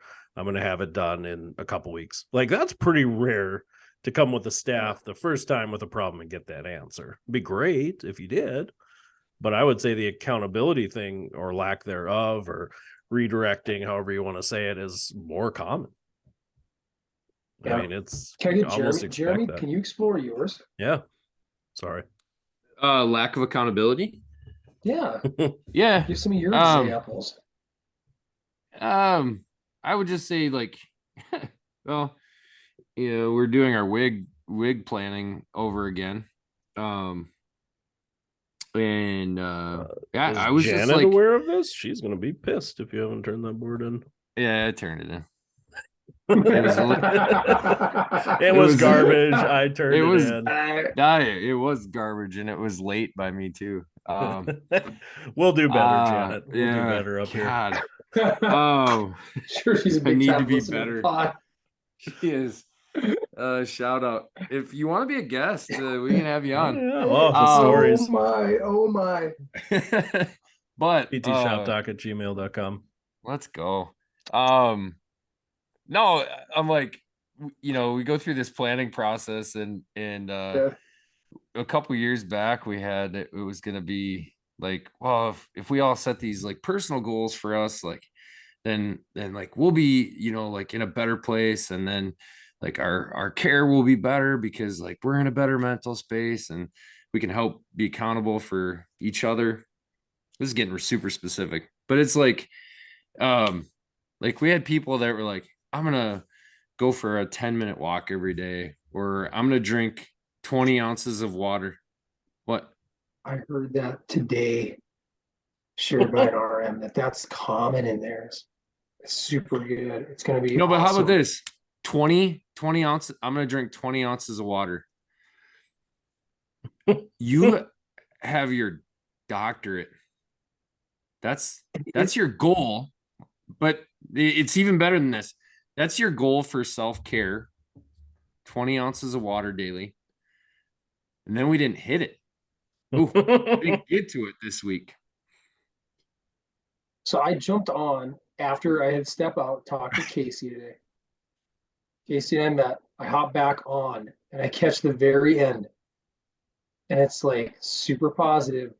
And I'm awkward, right? Because I just bounced out of this meeting for what was it? What did it end up being, Case? Our meeting went long, like almost an hour.